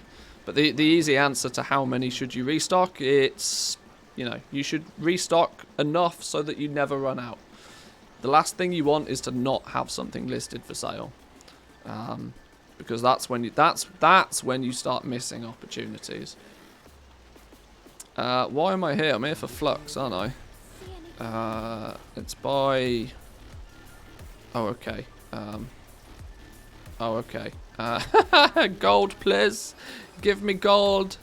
I need gold. I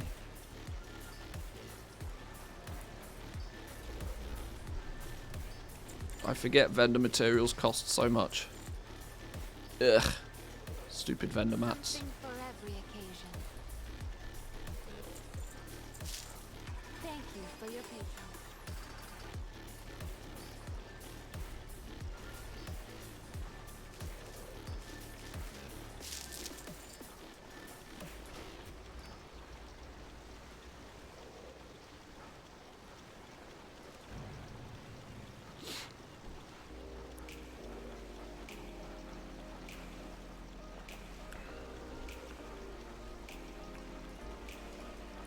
I think actually we've got loads of expireds here now. Let's start grabbing these out. What's going on over here? Oh, good. We've now only got like a minute until everything expires over here. Right, time to be doing some auction housey stuff. This is good. Progress is being made.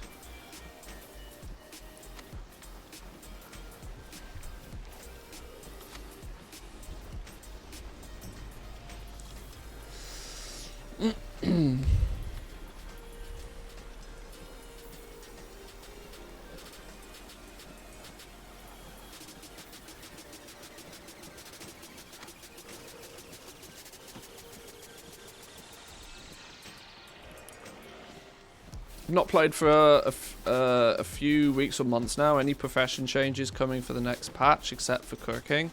We know there's new materials, we know there's new crafters marks, we know there's a new rank of legendaries. There's a splattering of new optional reagents which will be used on the new crafters mark gear. to give it a little bit more flavour.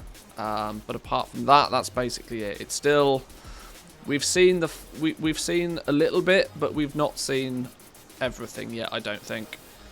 We should be getting a new PTR update sometime this week, is my guess. And hopefully that'll have a bunch of profession-related stuff in it as well, to give us a few more, ideas of what's going on. But we'll have to wait and see. We'll have to wait and see.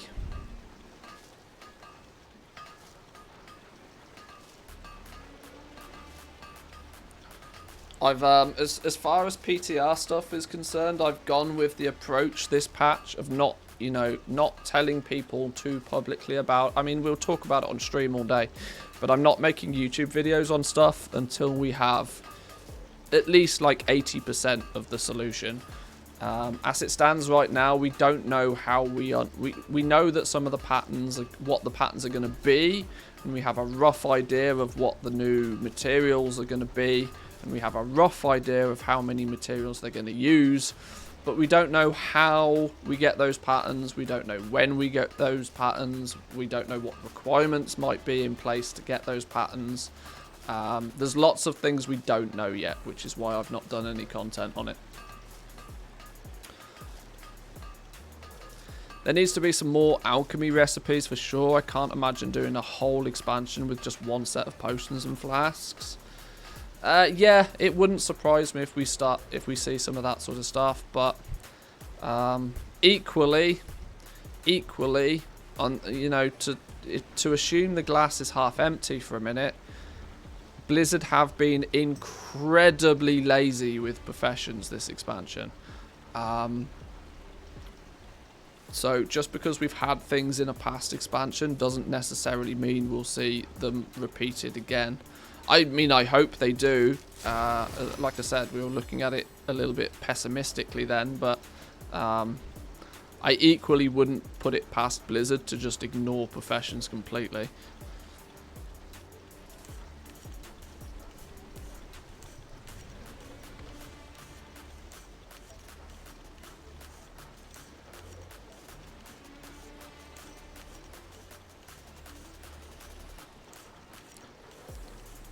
New legend. There's only one new legendary rank as far as we're aware. Crafters are only going to have the ability to make a rank 7. And that is based on there being a new version of the Vestige. We're going to have a Vestige, what's it called? Vestige of the Eternal? What's it called now? Vestige of Origins it's called now, isn't it? So yeah, we're going to get a Vestige of Eternal, which instead of adding 2 ranks to a legendary, will add 3, which in turn means that, when you craft a rank 4 with one of the new vestiges, out pops something that will be, what we're colloquially calling rank 7. We don't know what item level it's going to be. We haven't had the ability to craft them. We don't know if that's going to be the only progression for legendaries. There's still so many things we don't know.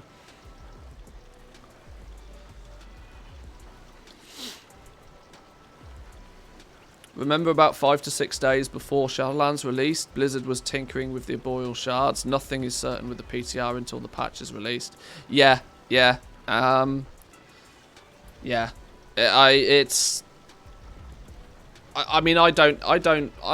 strongly of the belief that Blizzard never really intended the legendary system to be the way that it is now anyway.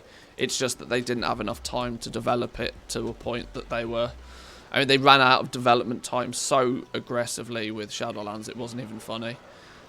Even delaying the expansion a month wasn't really enough to do more than just fix what was clearly a very broken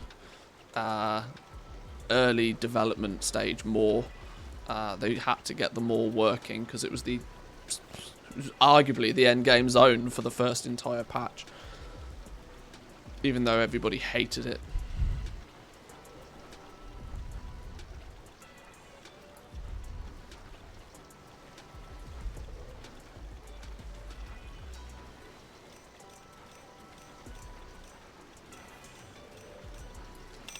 Right, there's a bunch of new rank 1s for us to dump on the auction house and try and get some juice back out of them. Auctioning, go.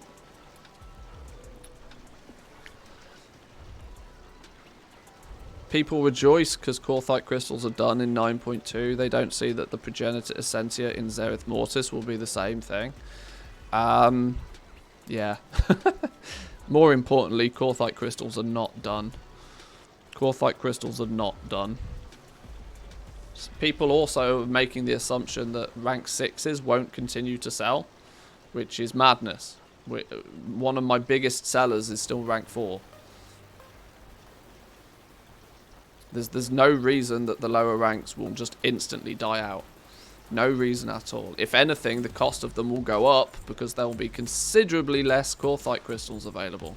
This is one of my big speculations for 9.2. Look at rank 4s, right? We're still banging out rank 4s left, right and centre. People are still buying them. They're still profitable to craft. People aren't only buying a rank 6. Even though, in today's game, you arguably only need to buy a rank 6. That hasn't hindered our sales of lower ranks. There's no reason that people will just stop trying to buy rank 6s.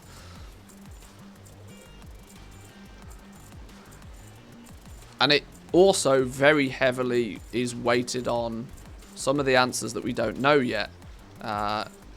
If it's going to be a few weeks into the patch before we get access to rank 7, you are going to sell rank 6s like a crazy person at the beginning of the patch. So Korthite crystals are far from done. Far from done. 30% of my sales end up being rank 4, so totally agree that rank 6 won't be going anywhere. Yeah, yeah. Not to mention people still think that you need a 1, then a 2, then a 3, then a 4, then a 5, then a 6. Yeah. People are buying rank 4s because they don't enjoy Torghast or the Soul Cinders. We have no idea why people are buying the rank 4s. People are buying the rank 4s because they want the rank 4.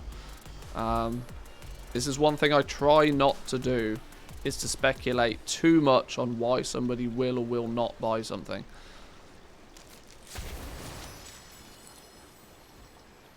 Because while you can draw some conclusion from that, it usually isn't very valuable information.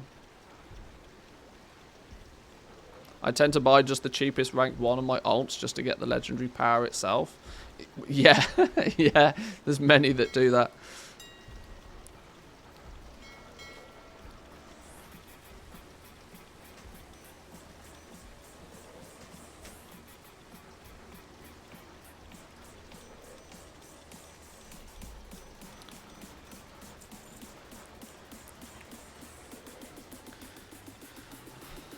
But is it a cost thing? People buy rank 4s because they don't want to pay the cost of a yeah. I mean, yeah. There's so many factors at play. There's so many factors at play. This is why they all of the ranks still sell. All of them. If you are somebody that crafts every single rank, every single legendary, every single rank, and you're pricing them, you know, accordingly, you will still sell all of the ranks. Obviously, from a crafter's point of view, you might not sell all of the ranks profitably, but they'd still sell.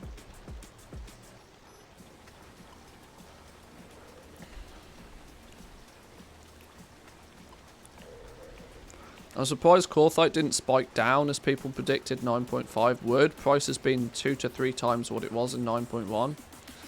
We still have time. We still have time. Although, yeah, it definitely hasn't dipped anywhere near as much as I kind of thought it might do. And that just goes to show that, you know, it was heavily based on just how many people were doing Korthia. Who in their right mind is doing Korthia right now?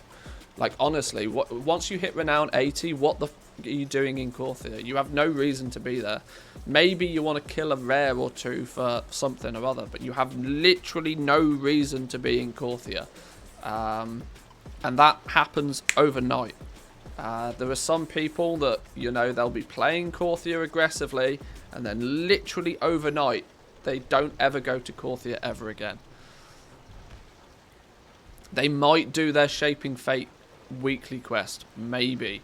But they're sure as shit not farming Korthia like they were at the beginning of the expansion. And so hence, there's a huge drop in supply of Korthite crystals.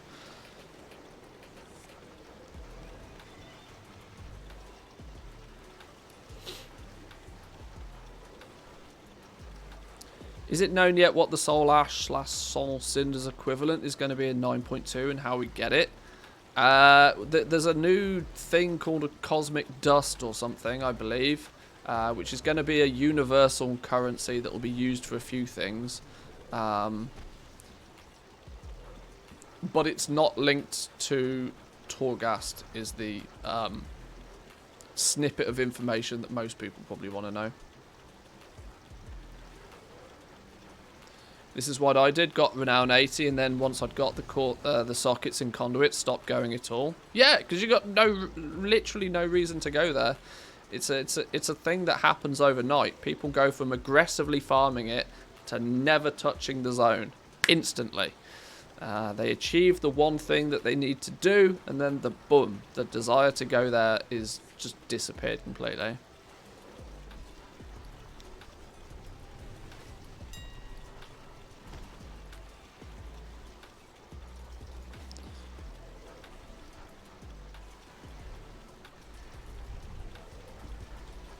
Right, so we now have our Shadowghast rings next listed as well.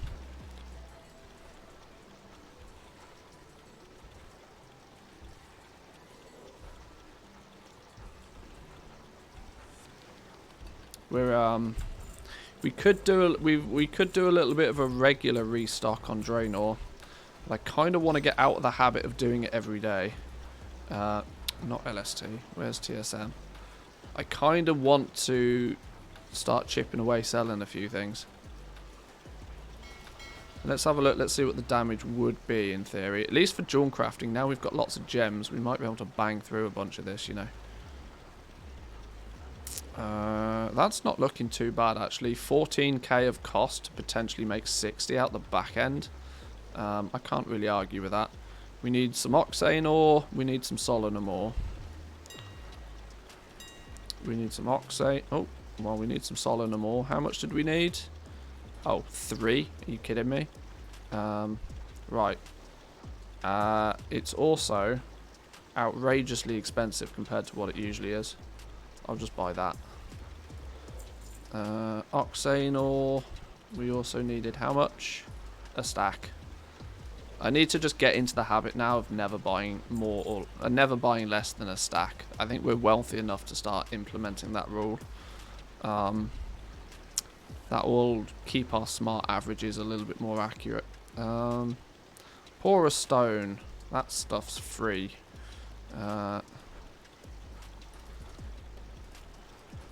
Porous stone and shaded stone. Did we actually only need 1 stack of that? Yeah, cool. Right.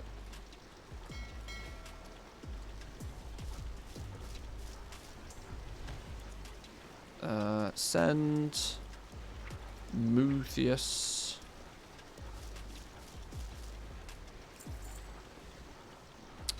Silver Goblin TSM profile, is that all the operations or just auctioning? It's crafting and auctioning and shopping as and where it's relevant. So basically everything you need to get up and running. Why do you still restock ranks 1 to 3? Aren't they mostly selling at a loss? Well, on my main realm I don't. I don't restock ranks 1 through till 3 for that exact reason. But I only take that approach once I've maxed out that slot. Now on the 2 realms where I do sell legendaries, I now have every rank, every slot at every rank. So I just don't craft 1s through till 3s. But you have to sell 1s through till 3s when you're leveling up, because your goal should be to get to you know, to unlock rank 4, and then once you unlock rank 4, sure, don't craft things that aren't profitable anymore.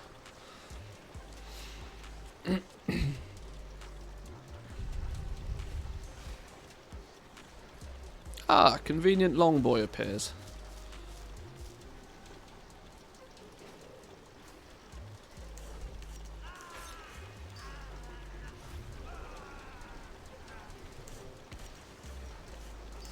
Spent one evening to rank up the entire cube. I still kind of want to do that on my Hunter. I haven't done it, but I still kind of want to. Just zerg through Torghast a few times to get the cube maxed out. I don't know how much of a difference it makes, but there is a new Torghast mode, the Jailer's Gauntlet, that's coming in patch 9.2 that might incentivize me to go and play Torghast a little bit. But I've been really disappointed with Torghast this expansion. And I guess it's because I had the luxury of playing it a little bit on the Shadowlands beta. I got to play it arguably in its good state. I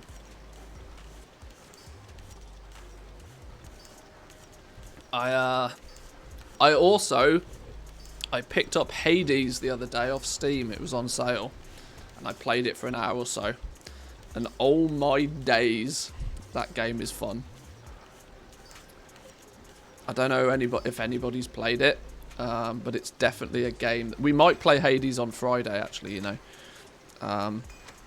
A proper roguelite. A proper roguelite. One made by a company that understands it. Hades is still on sale today. No idea. I picked it up on Steam, I don't know, a few days ago. But it's incredibly fun. Even dipped my toe into the Twisting Corridors. It's a better version than Torghast. I agree, it's definitely a better version of Torghast. The downside for me is that it bears no real value for me to do it. Not to mention that it's, you know, it can take 2 hours to complete a full run if you're, you know, you're working through it slowly and steadily. If you're pushing, if you're not geared enough and have to just push it.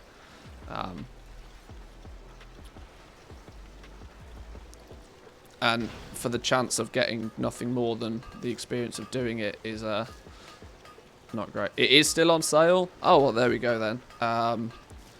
This is obviously hashtag no promo. But if you're looking for a very good roguelite, if you've played Torghast and want to play a game that is Torghast done properly, go pick up Hades. We'll probably play Hades on Friday. For those that may not be aware, Friday is going to be a day for me where I'm going to designate it to doing something else. I don't care what's happening in World of Warcraft on a Friday. Friday, we're going to play something else and we're going to love it. We're going to just turn off our World of Warcraft brain for a day and play something else. Hades is probably what's going to be this Friday, I would imagine.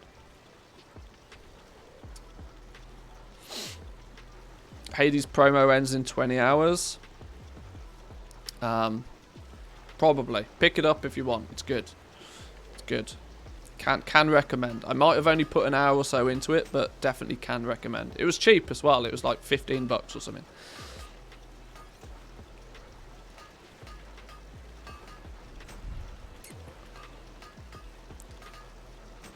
What about Valor points for next patch? I'm probably not the person to be asking, but Valor points will probably be reset.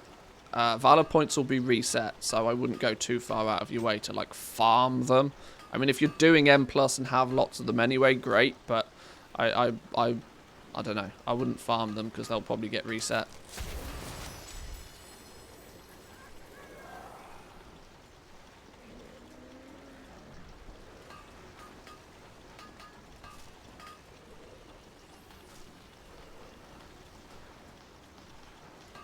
Use it now to buy the Heavy Callous Hide from Valor.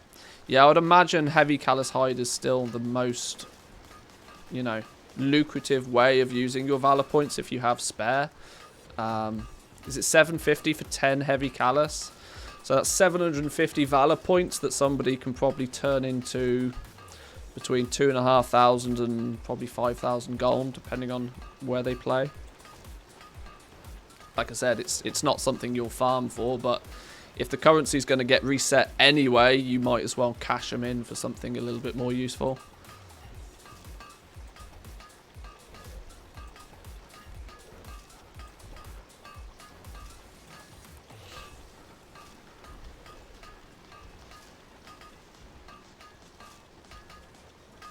30k Valor, I actually need to spend it before the patch. Yeah, cash it in. I mean, if you're not using it to buy gear, if you're not gearing up with it, yeah, absolutely, just cash it in. There's the bind on account gear caches though, isn't there? That you can also spend it on. Now I know that's not a gold making thing, but isn't there the new that was a 9.1.5 feature. That dude that sits near the flight point in Oribos,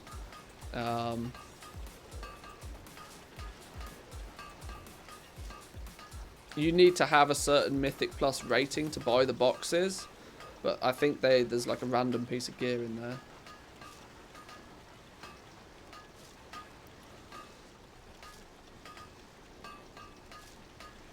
Not delete, you usually get 1 silver per point. Well, you might as well be deleting it then. Yeah. Oh, somebody even said that, yeah. Great to gear up alts. Is it 210 gear that you get from those things? Okay. So yeah, if you want to gear up alts, give yourself, you know, you got options. Getting a few pieces of 210 gear for an alt is arguably more valuable than a couple of thousand gold off some heavy callous hide, I'd guess, so. What do you think about goal making on low pop servers? I'm biased. I'm very aware that I'm slightly biased, but I think trying to make gold on low pop servers is you're putting yourself at a massive disadvantage. You know, it's like saying I want to be a competitive raider, but I'm going to play Alliance. It's that same thing. Sure, you can do it, but there's definitely a better way to do it. And I know you don't. Most people don't. You know, it can have been years since somebody set themselves up on a server. So I appreciate that some people don't want to move, but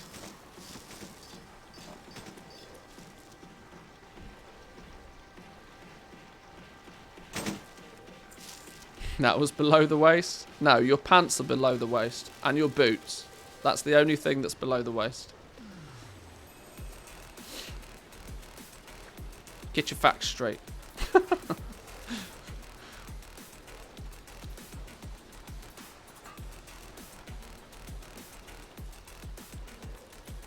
Play one character, the rest is just professions. You play one character more than me. Depends on the pants. It depends what age range you're in. Grandad maybe has his pants up by his nipples, but oh, requires anvil. Of course it does.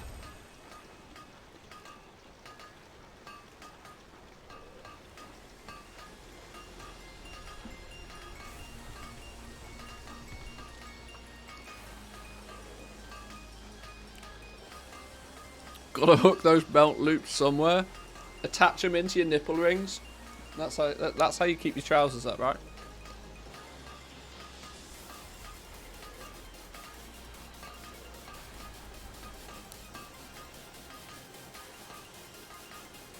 For some people, the low population market speed is great.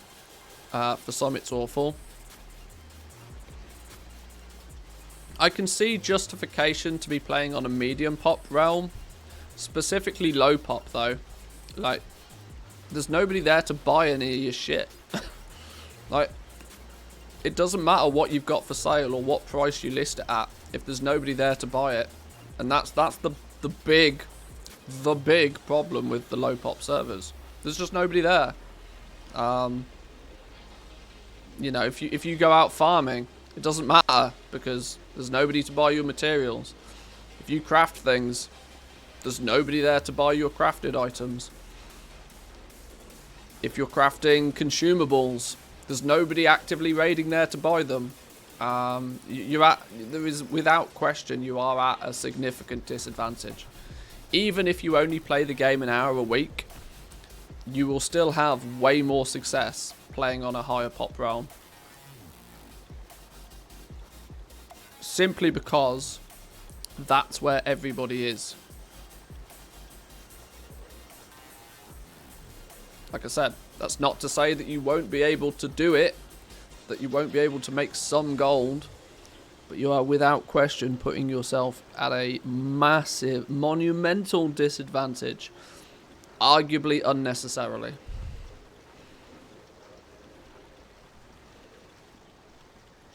Price fixing on low pops is OP. It probably is, but like I said, price doesn't matter if there's nobody there to buy it.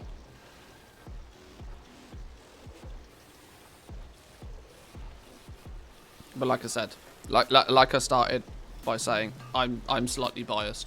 So I'm biased because I have what I consider reasonable amounts of success on high pop servers, and so it is the most foreign thought for me to ever even consider playing on a low pop server, which is maybe why I'm a little bit dismissive of it. But you know, I'm sure you'd rather me be honest than give you some guff answer that's probably not the truth.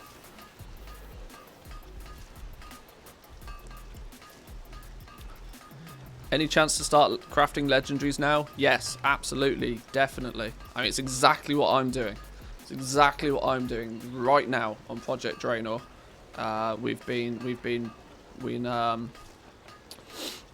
We're slowly now starting to chip away on legendaries.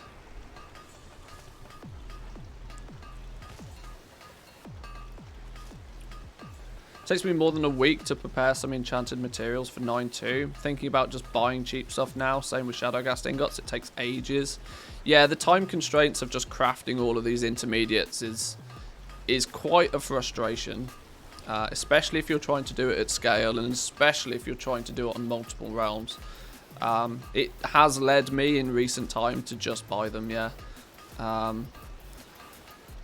will still prospect to get my essences, but I will usually then choose to prospect Elithium because it's quick. Even if I have to pay a little bit of a premium for the Elithium, I will still do it because it's 10 times faster than prospecting Leystrite. Shadowgast ingots, I'm quite happy to pay 10 to 15% more than the crafting cost of them just to buy the damn things. The enchanted materials, though, I do still make them myself in almost all situations. That is my biggest time constraint, but I've set myself up in a position so that I can do that without it really having much of a knock-on effect. My bank characters on each realm are on different accounts, like physically separate accounts, so that they can be doing something in the background. And my bank characters are also enchanters, for the exact reason that they then craft all my enchanting mats without it affecting my actual, you know, playing account. That was an active decision I made very early on in Shadowlands because I knew it would be a thing.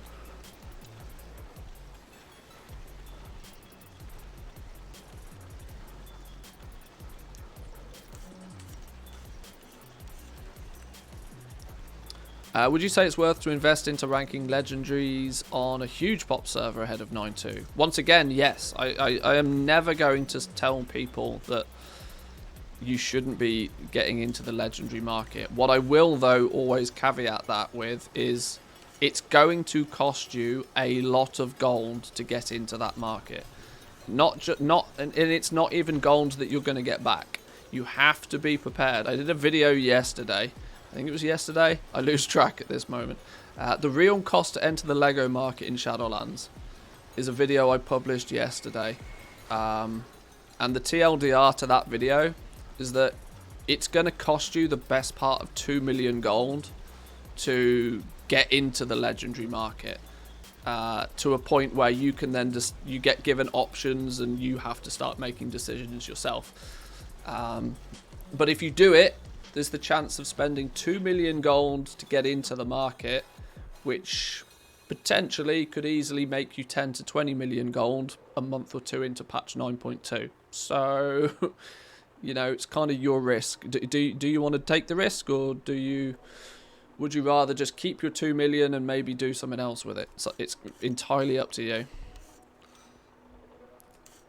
But as gross as it is, the market is entirely a rich get richer scheme, and the barrier to entry is having that gold to even get into the market properly.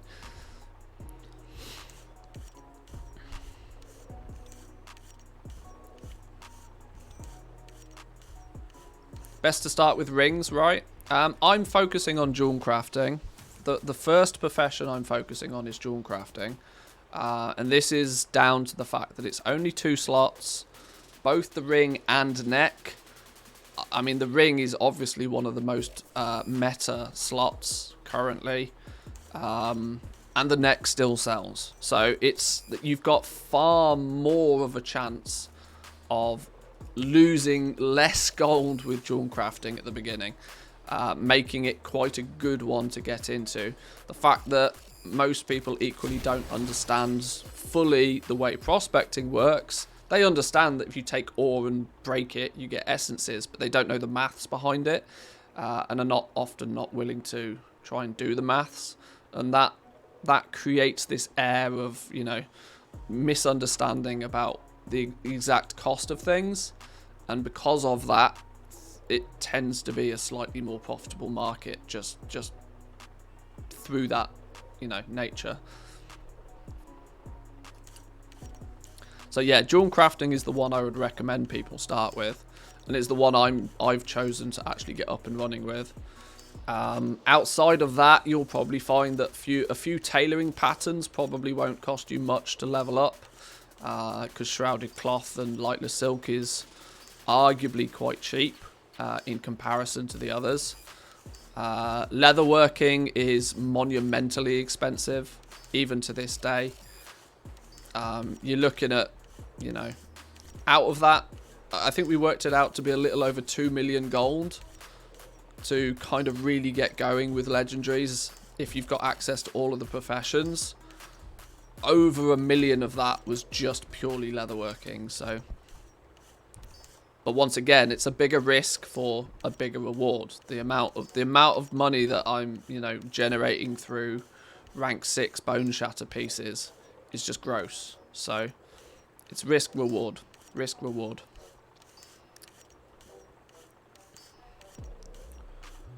Anyone here who needs some Korthite crystals on Silvermoon for cheap, let me know. Just list them, you'll sell them instantly. You'll be fine.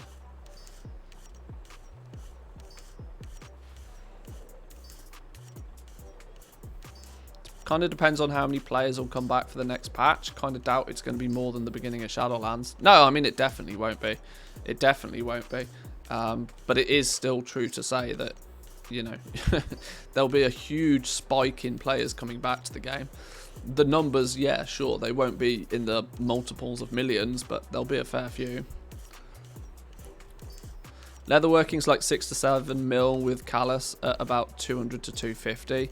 For me, I'm making most profit, but it's the biggest of costs.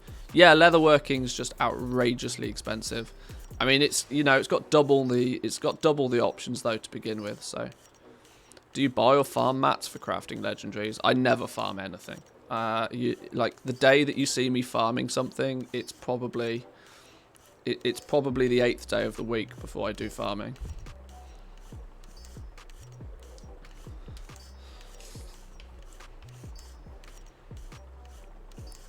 Even on a brand new server, I farm for just enough time so that I then don't ever have to farm again, which is usually about 5 or 6 hours. 5 or 6 hours I'll do some farming for. Generates me enough, you know, influx of quick and easy gold, and then I just spend that gold on buying materials. Saw you farming in Nazjatar a few weeks ago. It does happen very rarely.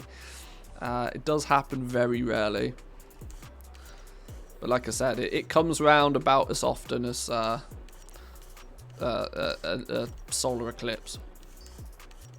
Speaking of Nazjatar, Crab Mount progress, still no further forward. Still no further forward. I really need to just drive it into my routine somehow. Because I do still want that Crab Mount. Ironically, it's the only mount in the game that I actually really kind of want. Obviously, apart from the Longboy, but my chances of getting that are less than none.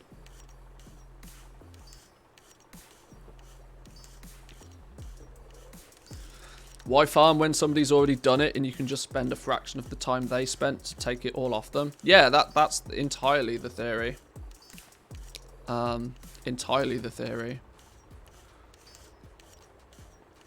that I'm happy when I buy materials, I consider it the same as me buying somebody else's time. I like the profit that they make is what I am paying them for the time that they spent to go and gather those materials for me.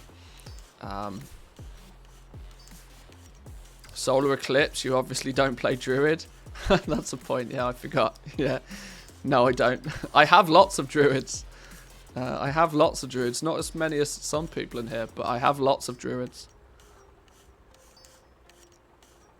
You said you're a multi-boxer in BFA. Do you still have any of the World Drop mounts stockpiled? Whilst I was, yes, that is true. I did a lot of multi-boxing in BFA. One thing I didn't do a lot of, though, was, you know, stand around AFK farming. That, you know, was the exact opposite of the reason why I wanted to multi-box. Of course, I did some of it, but I very rarely went out of my way to try and farm any of those mounts. Usually for the same reason as what we've just spoke about. Somebody else had already done it. And if I wanted it, I'll buy it. It is, to this day, though, not a regret, but a prediction that went wrong. I went by the theory... This was also a video on YouTube the other day. I went by the theory that the BFA mounts probably wouldn't go up in value all that much, because I knew just how many people had multi-boxed the living Christ out of them, and I knew that there was guild banks out there with hundreds of the damn things.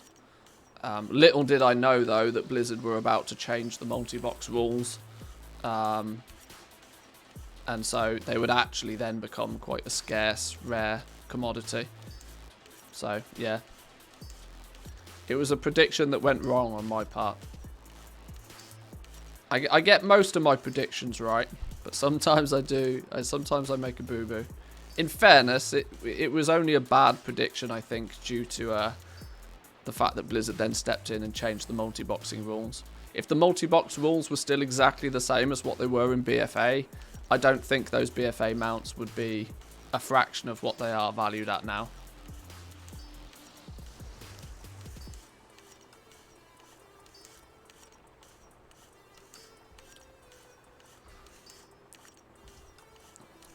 Yeah, if the Longboy even shows up on the black market auction house, and that's not looking hopeful. To my knowledge, and I've asked, and I'd be very happy to see anybody that can provide me with some sort of time-stamped screenshot, so I know that it's not fake. If anybody can provide me a screenshot of the Longboy in the black market auction house for sale, I would be very, very interested to see it. More also, I mean, if anybody gets it out of a container, I would also be very, very interested in seeing it. More to prove a point than anything else. I've not been able to see any proof that the Longboy has been in the black market auction house since about July. So...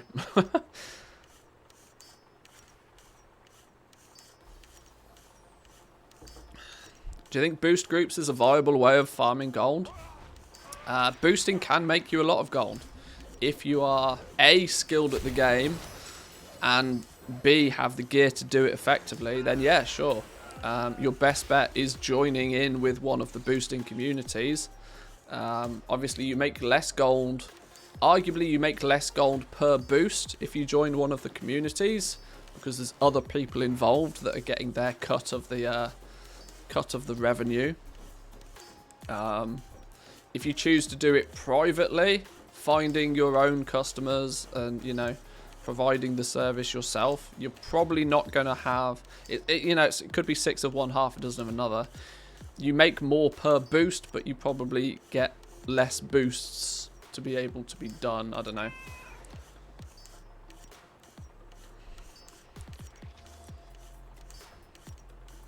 I'm pretty sure Blizzard accidentally removed the Longboy from the black market auction house. Yeah, I'm almost certain of that. I'm almost, yeah, or yeah, accidentally. maybe they just stealth removed it and hoped people wouldn't notice. It was kind of like I kind of think it's one of those things that they just wanted it out the game anyway. They know eventually, I mean, there'll still be people running around on it forever and a day, because, you know, there's always those people that have played the game for years and have just got everything, but they're quite happy that it's not in the game anymore, which is why I don't see them bringing anything like that back. They were on record of saying that the Longboy was a mistake anyway. It was too powerful of a feature for a mount to have, which is why they removed it in the first place.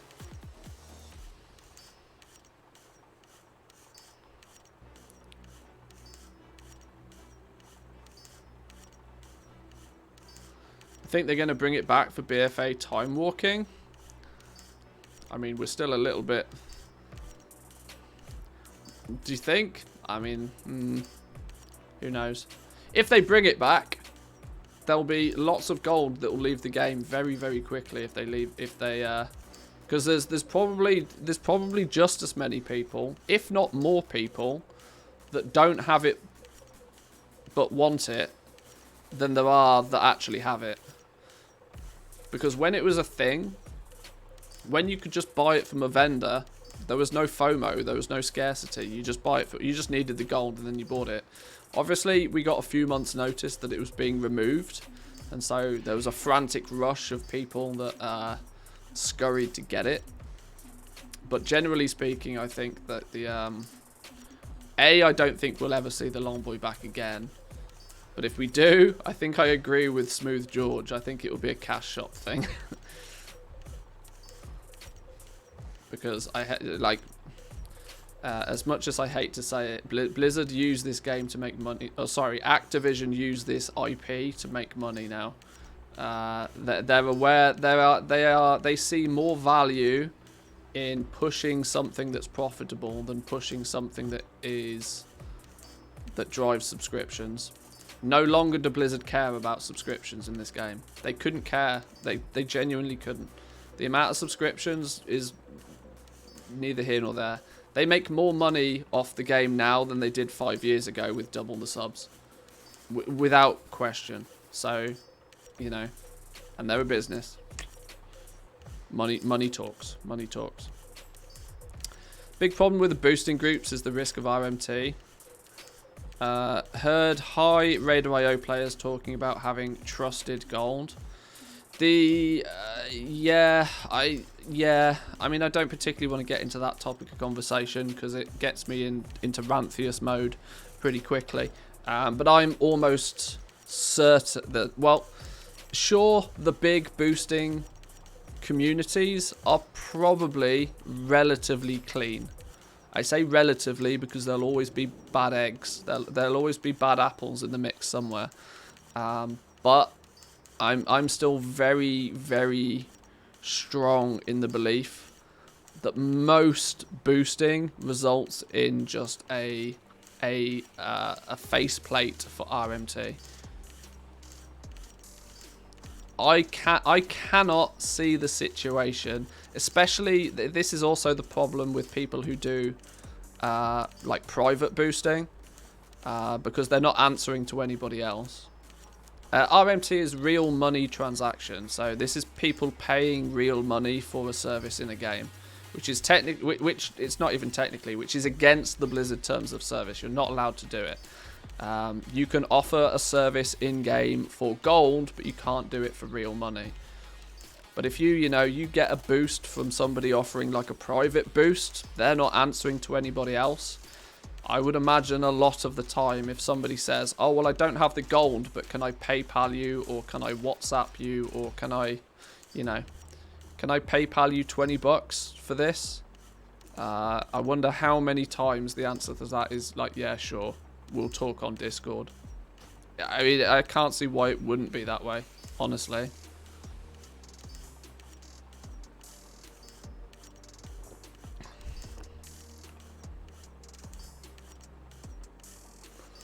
It's against the TOS since Blizzard isn't getting a cut, hence the token. Well, this is a big reason to why the token exists. The token exists the token exists so that Blizzard get a cut from this. People buy tokens to get the gold that they then need to buy the boost. But Blizzard are happy to let that be a thing because they're sat in the middle selling lots of tokens.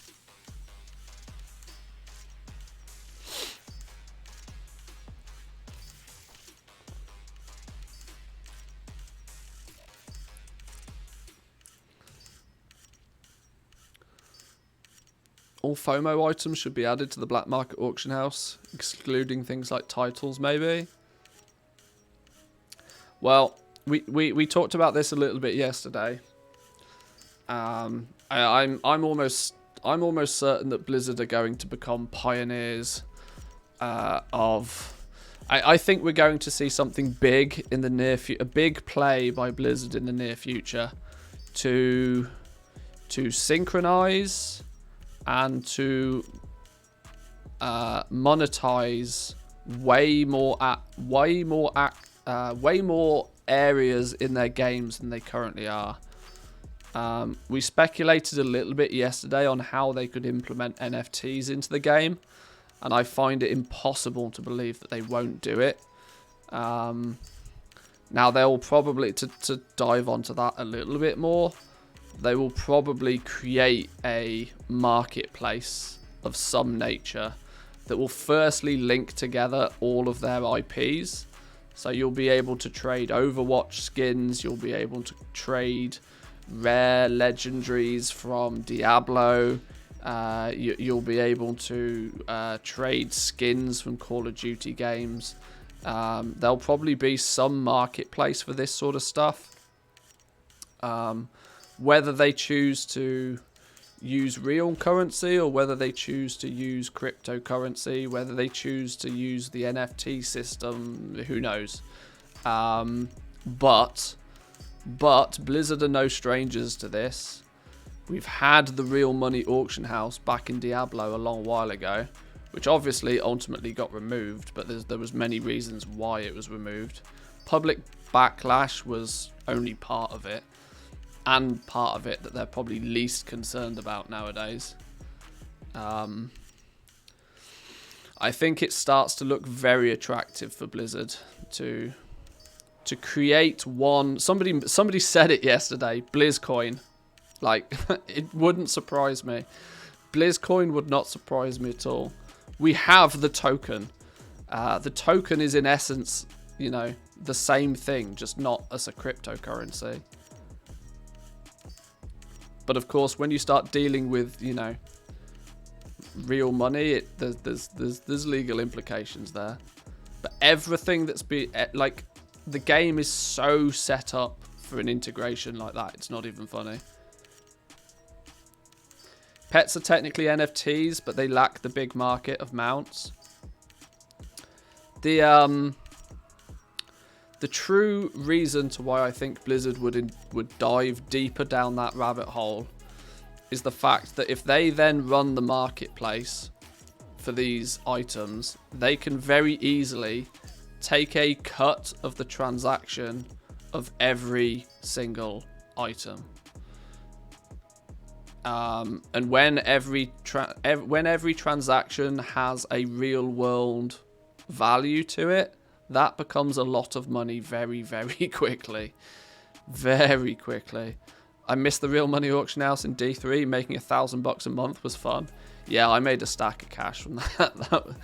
Selling hamburgers for $250. That was fun.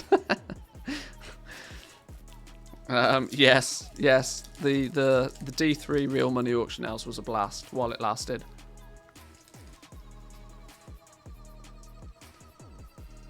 You think, just think about it for a minute, right? Think about, for 2 minutes, how much money do you think Blizzard makes by selling these store mounts? The answer to that is very easily a lot, or they wouldn't be doing it. How much money do you think Blizzard would make if not only these store mounts could be bought with real money, but could also be bought and traded between players. And not only could they be bought and traded between players with another currency, but that Blizzard were also making a percentage off every transaction. They would make tenfold the money. And there is no way, no way that Blizzard are not at least looking. Oh, sorry, Activision probably more so. There's no way that they're not contemplating this.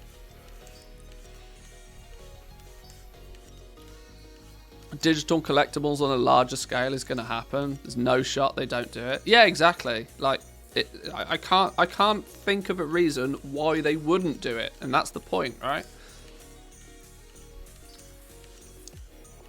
What are the downsides for Blizzard to do this? There isn't any.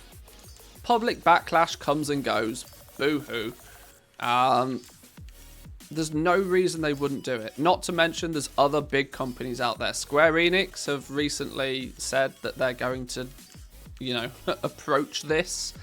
Ubisoft are already doing it. The big publishers out there are already doing it. Diablo 4, yeah. Oh my god, the potential in Diablo 4 is Diablo 4 real money auction house could definitely be a thing.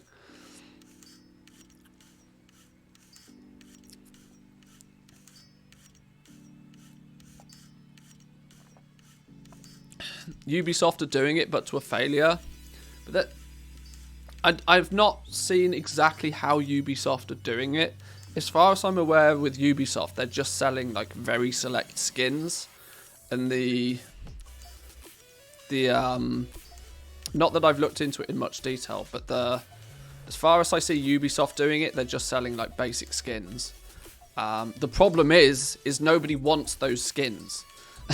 World of Warcraft is a game that has quite literally hundreds, if not thousands, of items that people are desperate to get their hands on. This is what Ubisoft maybe don't have. They don't have that already very, very well established ecosystem and economy. The World of Warcraft economy is second to none. Literally second to none. Second maybe to EVE. But it's literally second to none. It has lasted for way over a decade, nearly 2 decades at this point. Their economy is very strong and very proven. Ubisoft don't really have that, which is maybe why them just trying to, you know, cash out on a few skins is not the play.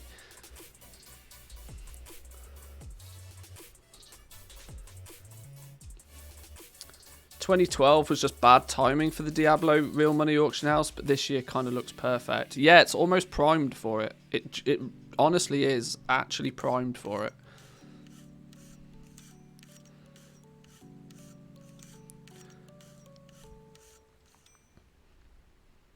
Oh my god, we actually, all apart from 2 necklaces, we cleared our list on jewel crafting. Beautiful. Speaking of real money, play an ad. Hey, good shout, my man. Good shout. You're alright. We should press that button. Damn, there's nearly 100 people in here again. How we doing, boys and girls?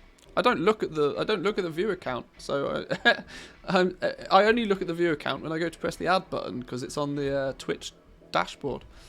Welcome in, boys and girls. Hello. I didn't realise there were so many people listening to me waffle on. Look, Mum, I'm on the telly. Right, let's get these things sent over. View count, Andy. I'm almost an Andy. Yeah, I almost am.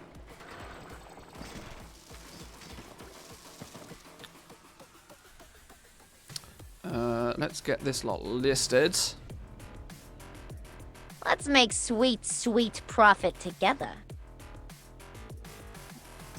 Akira, thank you very much. Resubbing with the Prime. 6 months. 6 months. Thank you. Appreciate it.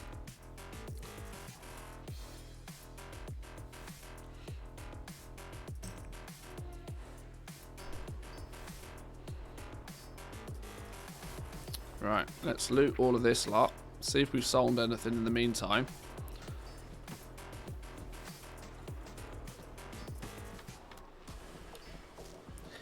Yeah, I think it's going to be a very interesting year for gaming in general. Not just Blizzard and Activision and World of Warcraft and whatever, but gaming in general.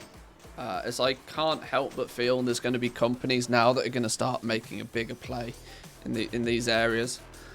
There's no way that companies like Activision aren't looking at people selling gifts for hundreds of thousands of dollars and thinking, I want some of that. And the fact that they have these micro economies in their games already just means they are primed and ready. It's just a case of implementing some marketplace for them. They can implement, because I think if I understand it right, have Ubisoft, somebody is going to have to correct me on this because I don't know the details, but I believe Ubisoft have actually gone as far as to make their own cryptocurrency for their NFTs to run off the back of. Is it actually Ubisoft's own one, or are they still piggybacking off somebody else? Because I know most NFTs they run on the Ethereum network. But I would imagine these big game developers would want to implement something of their own. So although it's, a decentralized system, it's still within their four walls of operation, if that makes sense. I should probably look into finding out how Ubisoft have done it and what they've done in a bit more detail, but it definitely interests me. And I definitely, I shit you not, I'd be amazed if Activision Blizzard aren't doing something about it behind the scenes.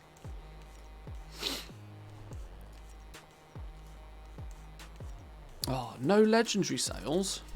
No legendary sales. What is this? What it GTA 6 launch date NFT? Oh god, Rockstar. Rockstar.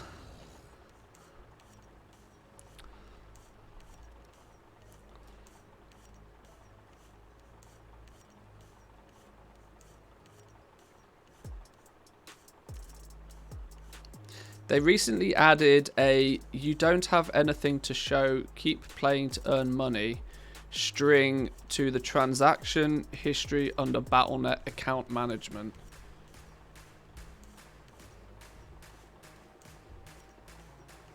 Really? Can we get a source on that? Can we get a source on that? Keep playing to earn money. We also know this ties in nicely to what we do already kind of know. Can you post screenshots? Yeah, absolutely. That ties in nicely to something we already know. We already know that Blizzard Activision are working on multiple mobile games, and I'm not talking about Diablo Immortal. They mentioned two that are WoW related. Two WoW related mobile applications that they're working on.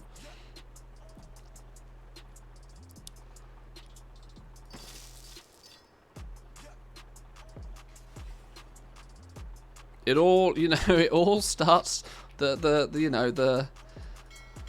all starts to make sense when you get a little bit more of an answer.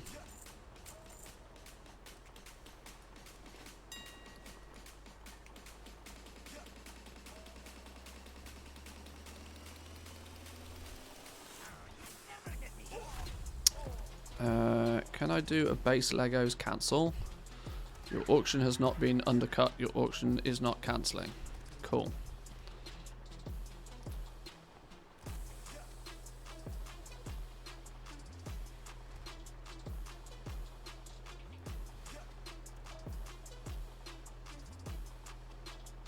Okay then. Okay. That's interesting. That's real interesting.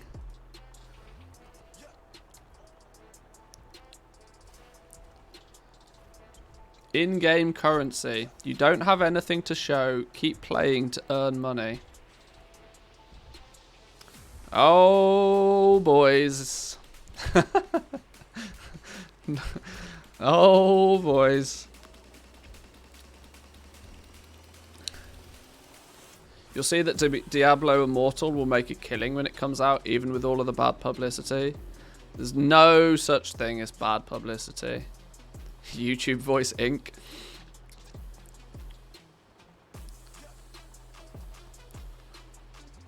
Yeah, there's literally no such thing as bad publicity. From a marketing perspective, you'll come to learn very quickly that, you know, it's all good eventually. Epstein disagrees. You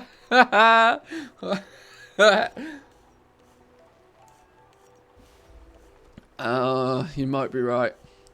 Maybe there is, maybe in some situations. So that's why the token's going up today. I don't know. I don't know. There's lots of speculation currently, but yeah. In-game currencies being a tab on your transactional history, and the fact that you don't have anything to show, keep playing to earn money. What Blizzard game at the moment can you play to earn money? It's a very interesting line to have, you know. To be fair, that was found at least a month ago. Oh yeah, I'm not saying this speculation's anything new, but that's quite interesting.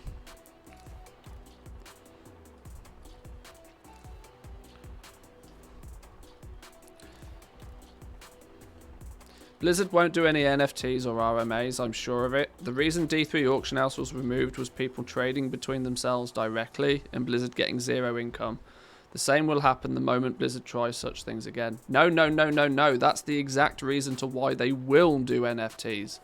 The reason they will do NFTs is that it can be built into it so that Blizzard get a kickback from every time there's a transaction. That's one of the big reasons to why they will go down that road. For that exact reason, that every time an item is traded from one person to another, Blizzard will make money. Activision will make money. That hasn't easily been a thing. But now the technology exists for them to be able to comfortably do that, which is why it will be a thing.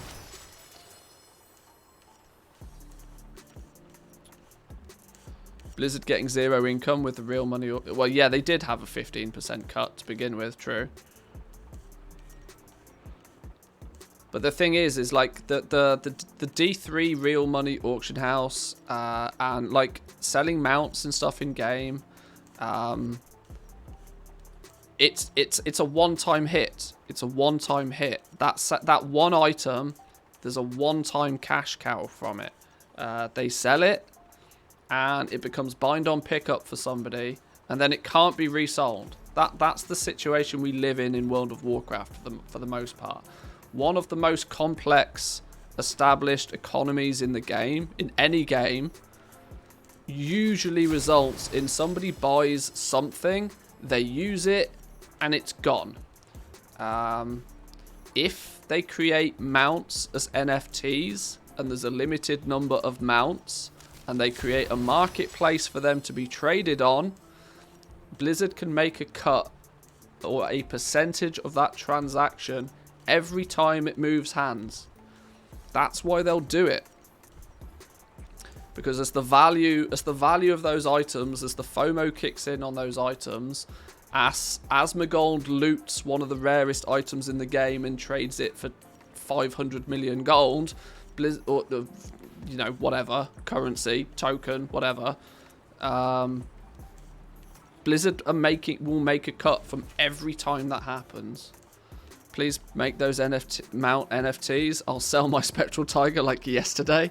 Yeah, yeah, I'll just cash out. Game over, boys. I'll go get my island in the Bahamas. I'll go buy a yacht and I'll park it next to I'll park it next to Bobby's yacht. I'll be out of here. Nobody thought we'd have a token either. I mean, the token is literally the same thing, just not on the blockchain. This is the thing, right? The system is so prime for it. It takes very little conversion, and Blizzard of anybody have got more experience than this, than any other game company out there. That they've been running virtual economies for years.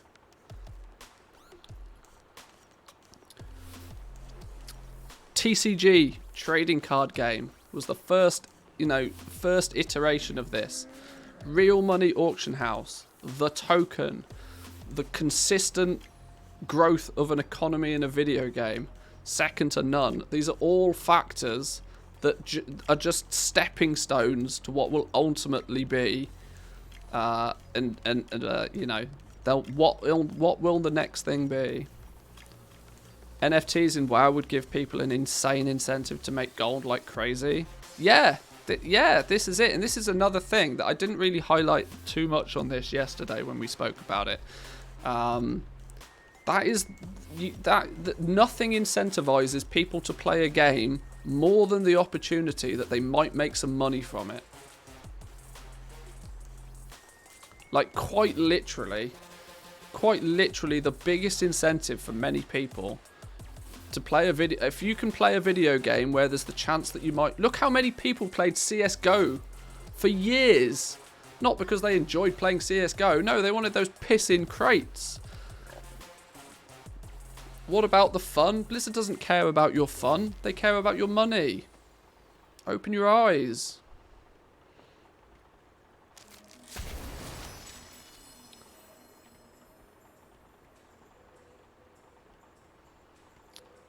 There's a couple of games out there already that are very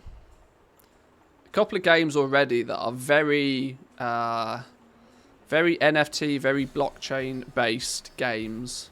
That there are some countries out there that people play these games for a living now, because they can make enough real world valuable currency from the video game to sustain, their survivability.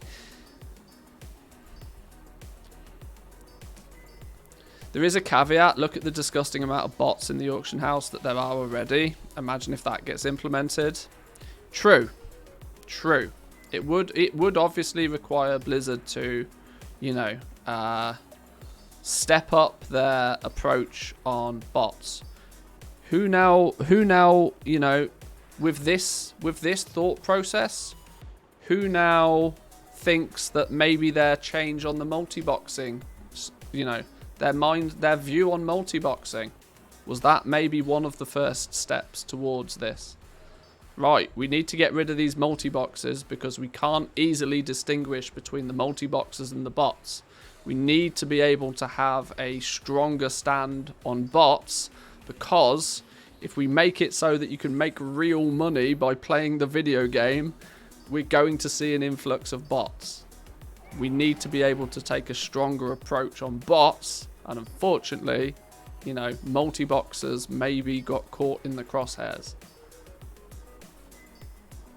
It all starts to make sense.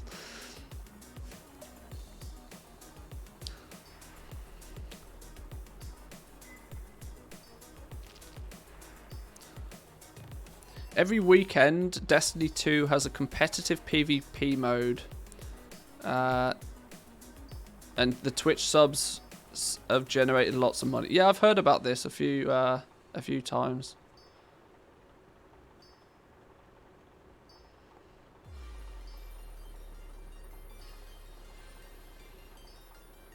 Blizzard's actually upped their game on account verification / bot targeting when dealing with level 1 boost advertising accounts. Bots are making money even without NFTs. Yeah, I don't know. It's a thought process that I like to go to. I very much like to keep my eyes open to what's going on. And it's just oh, who's killed the auction house? You donkey. To conclude, because I want to wrap this up a little bit, To conclude, I strongly feel that we will see something in the next 12. We'll see a play within the next 12 months from Blizzard in that direction. They may take a, you know, they may take a softly approach and start implementing something. You know, maybe it will start with a mount that is a limited quantity mount that becomes easily tradable. I don't know the approach that they'll take, but there's lots of things that they've been doing recently in the last 2 or 3 years that lead up very nicely to a Activision marketplace running off the back of some blockchain cryptocurrency with creating NFTs. I find it impossible to believe they won't do it.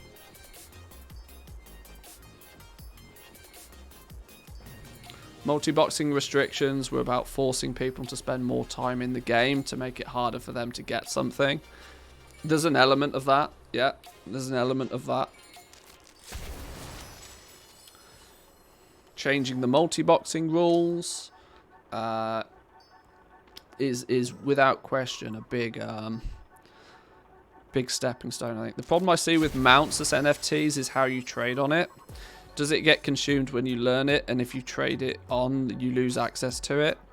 The NFT would act in the same way as a bind on account item does in the game right now. You can freely trade it on your own account, but if you then trade it on presumably some marketplace to somebody else, then it, you know, then you lose access to it.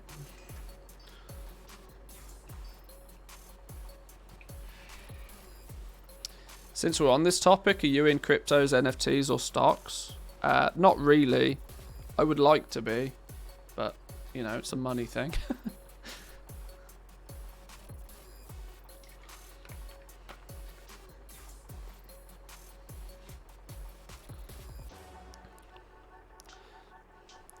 Imagine they release player housing together with it.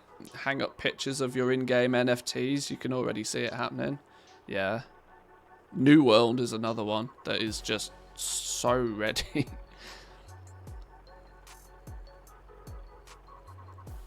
Player housing in WoW seems kind of weird though. Yeah, I mean, I don't think this really adds any strength to the desire for player housing. But I see the already existing reward structure that we have in WoW. Pets, I mean, pets and mounts are, you know, that it's there. Like, a few more lines of code behind the scenes can turn a pet or a mount into a bind on account thing. Then all they need is some marketplace to trade them on. Like I said, Blizzard would probably want to make some global marketplace for trading the NFTs, which would cover all of their IP. So you'd have, like I said, Overwatch skins, you'd have Diablo 3 skins, you'd have Call of Duty skins, you'd have Warcraft pets and mounts, you'd have presumably Hearthstone cards. Can you imagine Hearthstone cards becoming NFTs? I mean, it just makes sense, right? They'll probably be, I would imagine that they'll probably go to some global, whether they have the ability to fully integrate it with everything as one big economy. Maybe, you know, them looking to bring in their physical gear store is one step in that direction. Who knows? Maybe they have it so that they can be, I mean, you can buy tokens on the auction house. You can have tokens on the auction house. There's no reason they can't make another tab on the auction house for NFTs. And you trade them, you know, they make a Blizz coin, a Blizz coin that they use. I mean, we already have the token. They could entirely just convert the token. There's so many options. There's so many options. It does sound very nice for goblins. That is probably a nice closing conclusion for me. that it would be very nice for goblins. Why? Because we've got years of practice in many cases playing with the economy in this game. We understand it better than 90% of the player base. We, more so than anything, know exactly where all of the pets and mounts come from, how to go about and get them. It's just so many options. Fungible and non-fungible tokens tab. Well, I mean, you know, you've already got vendors. Here's your fungible. Here's your fungible vendor.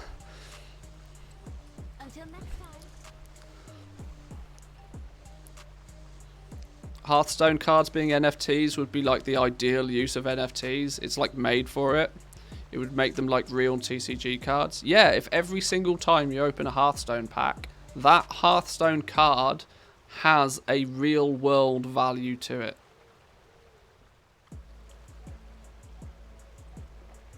Dailies for NFTs. Loads of options. Loads of options. Right, restock. Go. No, why is it telling me to make all of these things again? Hang on, clear that. What characters? Leatherworking and tailoring. That's what we want to do. Go. What do we need? Callous hide and desolate leather. Of course we do. Callous hide. Who's stolen my callous hide? Callous hide. How many do we need? 25. 200. Yoink. We need 3,000 desolate leather.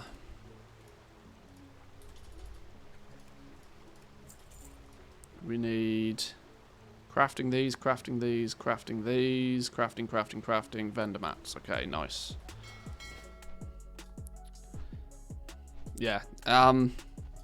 Yeah. I enjoy having these conversations as it, you know, helps.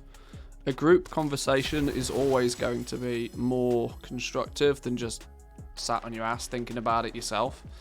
So, some good points were brought up today.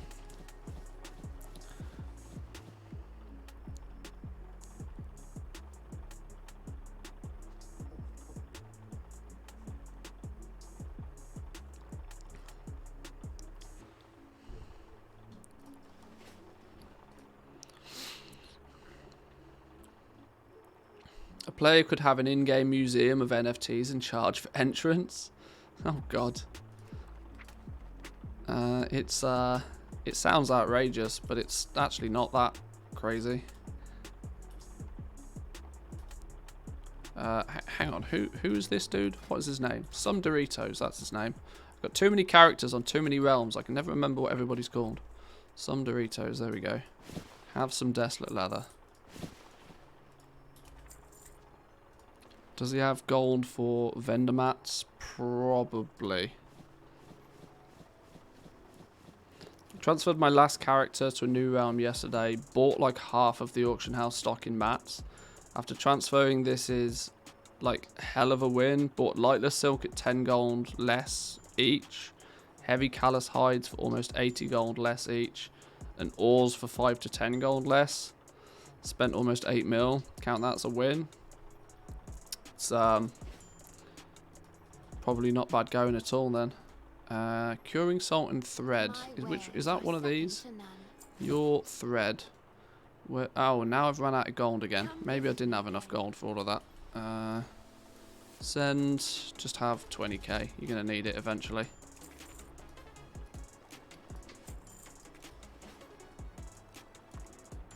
Oh, now we need curing salt.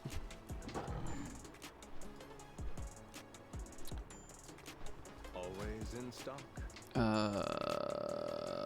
Buy. Yoink. Right, let's get crafting these.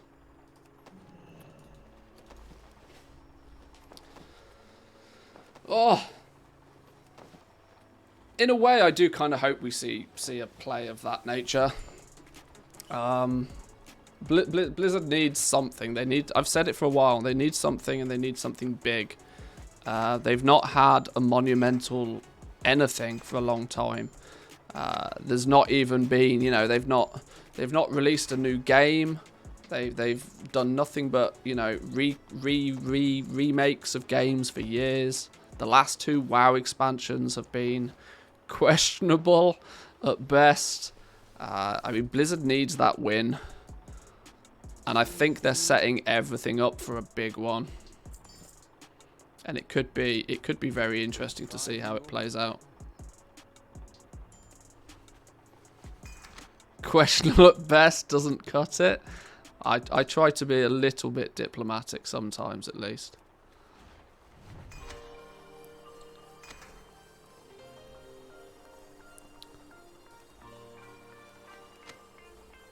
Anybody know why TSM mailing groups sometimes don't send the items? There's multiple reasons. The quick solution is either do a /reload and then do the send, or press the sort or clean up bags button first, and then it'll work fine.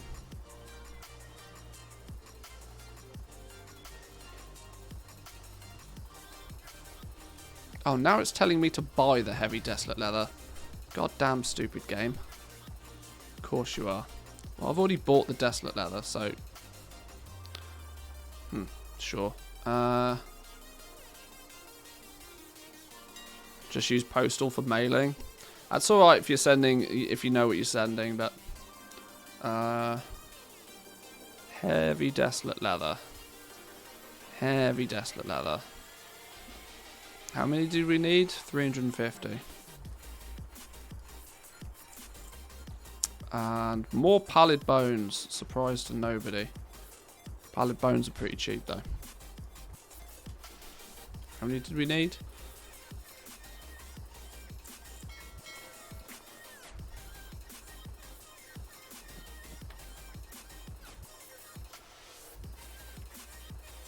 Just buy Blizzard stock now for when they do it.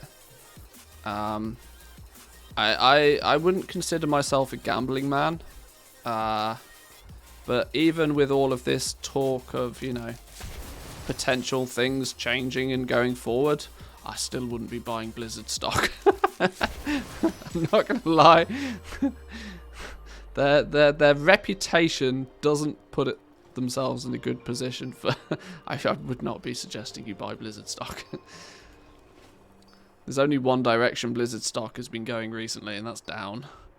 This is why they need a big win, right? They need a big win to pull themselves out the mud. We only buy GME. And we hold. We hold.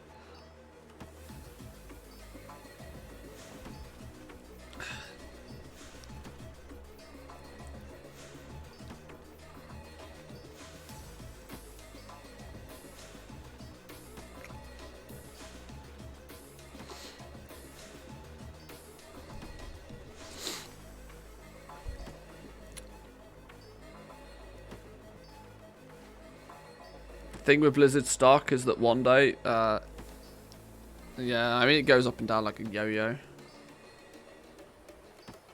Token's already back to 308.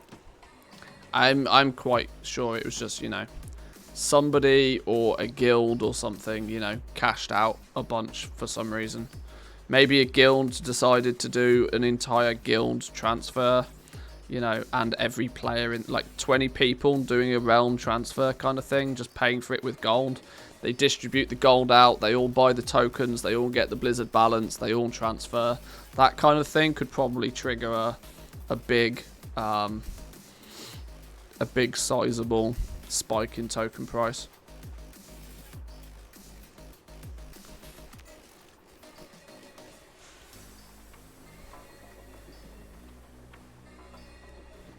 Bought some Blizzard stock 6 years ago for $27 a piece. I mean, I have no idea what Blizzard stock is nowadays. I don't keep track of that sort of stuff. I should, you know, for clarity, I should reference that whilst this is whilst this ends up very often being a stream where we speculate about prices, we are speculating about prices in a video game. This is not financial advice. Big disclaimer. Do not spend your money based on what Manthias tells you to. I mean, that disclaimer is very true for gold in game, but obviously we can be a little bit more lax with a virtual play currency. Imaginary financial advice, yeah.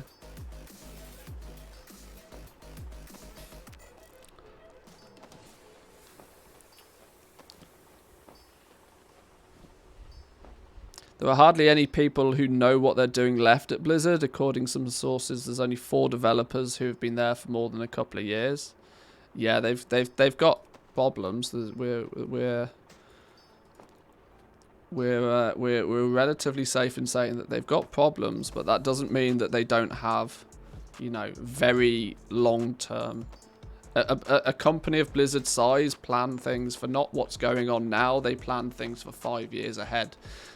Regardless of who they've got working for them at any one given point, they will still be implementing on things that they planned to do many years ago.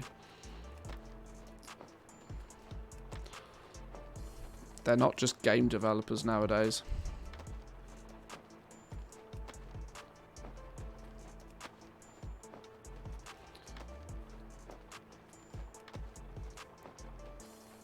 Too late, used your advice, of bought Blizzard stock. Alright, sure. On your head be it.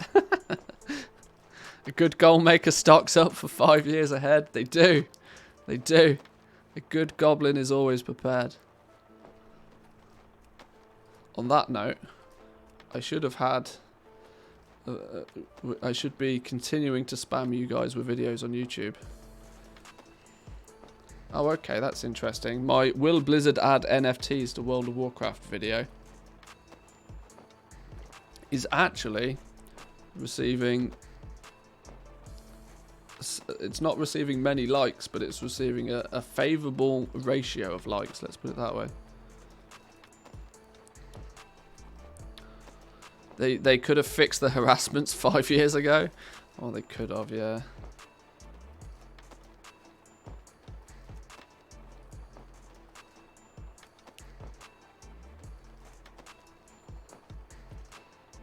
Can post whatever like now. No dislike counter.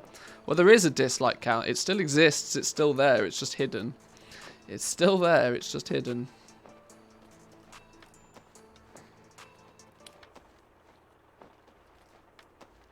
Can you as a content creator still see the dislikes? Yeah, my dashboard behind the scenes still shows everything.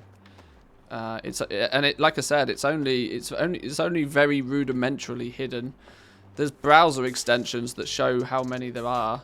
Those browser extensions, though, for reference, are guesstimating. They're not actually that accurate.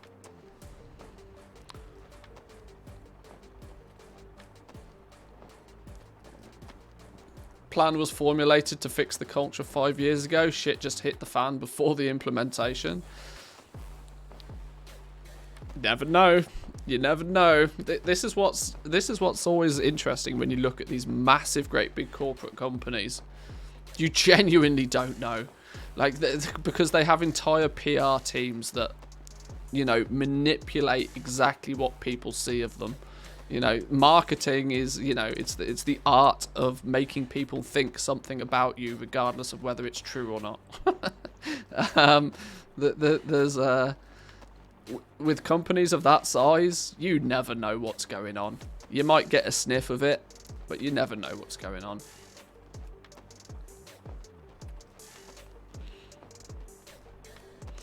Riot was in a bad spot reputation-wise just a few years ago. Look at them now. Yeah, this is it. Like, these companies, they plan so far ahead that they can power through most of these things. They can power through nearly everything. Sure, they'll take a few setbacks here and there. They'll take a knock from here and there, but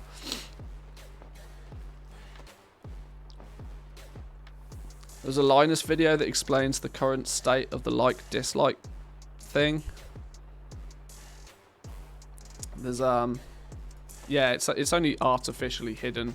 You can still see it if you want. Didn't Riot just pay out 100 mil in a lawsuit or something? I'm not too sure. I'm not too sure. Like I said, I often tend to try and keep politics out of my stream as much as possible. It's only because we're talking a little bit more on a broader Blizzard Activision scale today that it's slipped in, but normally we try to ignore this sort of stuff.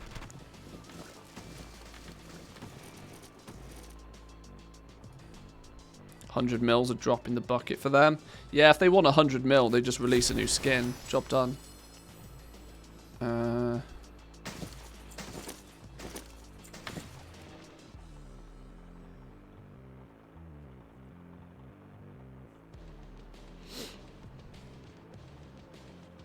I repeat, the dislike count is not still there anymore. You can't see the... What?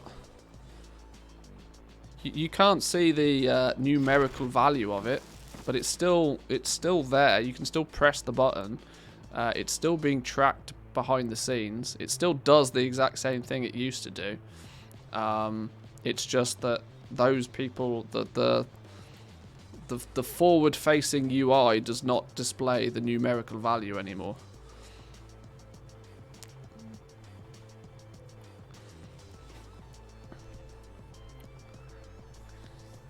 But you can't bring it back with add-ons in a reliable manner as a user. No. The way those work is they're guesstimating. They're guesstimating. They're not accurate. They're guesstimating based on like millions of data points. So they're guesstimating what a video of that nature might have as a ratio. And certain on a channel of my size, they'd guess wrong 90% of the time. Sure, they might get a reasonable idea if PewDiePie posts a video about horse porn. They might have a better idea. Why have we brought up horse porn twice in two streams? I don't know. They can probably guess on a video that gets on a channel that gets lots of traffic, but it is still a guess. It's by no means an accurate number.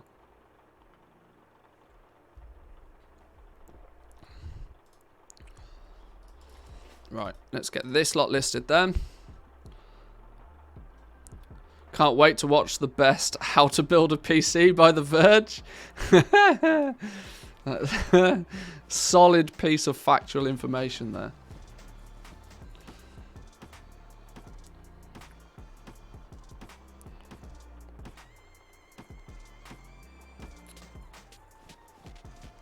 Look at my horse. My horse is amazing. Could it be that Blizzard just gave us 2 shitty expansions because they're working on a super mega epic 10.0? I mean that is the definition of copium, but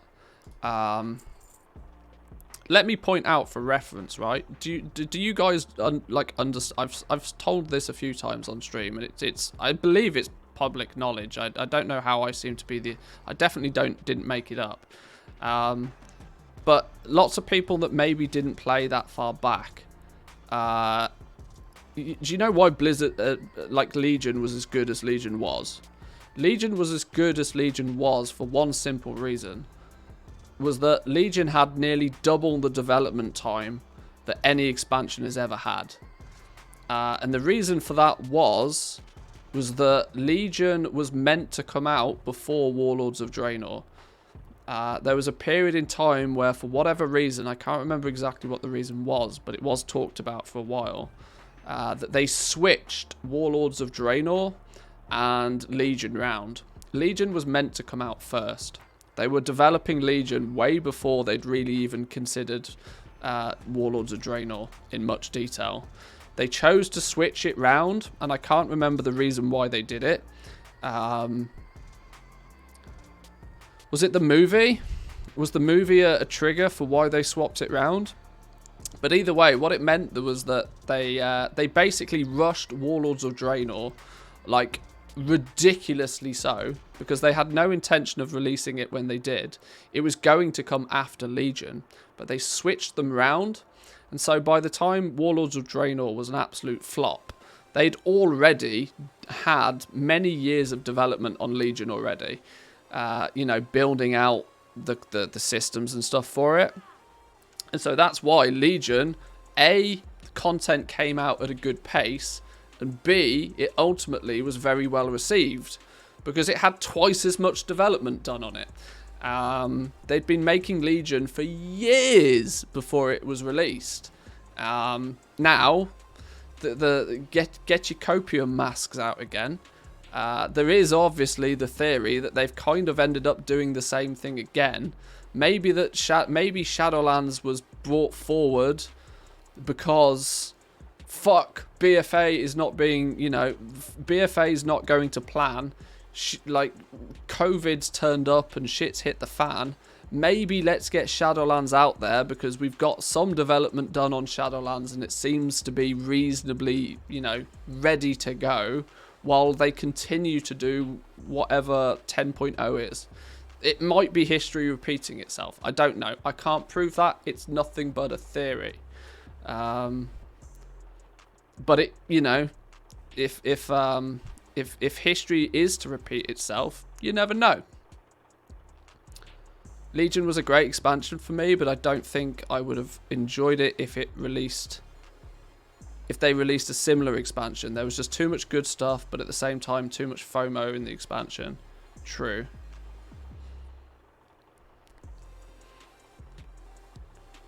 So are you telling me that an expansion which has not been rushed and has enough development can actually be good? Now that's a controversial statement. Yeah, you're right. The copium is strong with this one, but I'll keep my fingers crossed that 10.0 could be amazing. Yeah.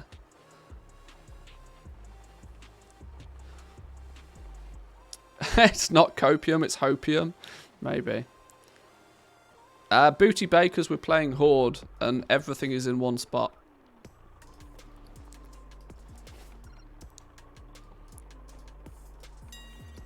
But yeah, there's good reason, when you understand the storyline, or not so much the storyline, sorry, when you understand the business strategy.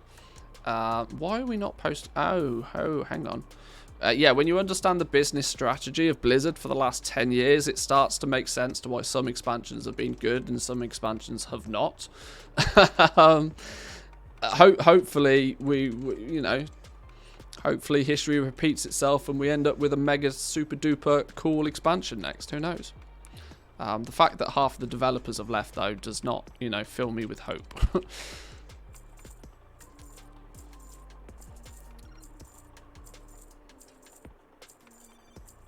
Hopefully keeping Shadowlands to just a 9.2 will give them more time. I mean, that's almost without doubt a huge true there. That right, let's shave off let's shave off an entire patch. Let's just put it in the bin and let's forget about that. Let's get a 9.2 patch out there, and then let's make sure that 10.0 is just banging.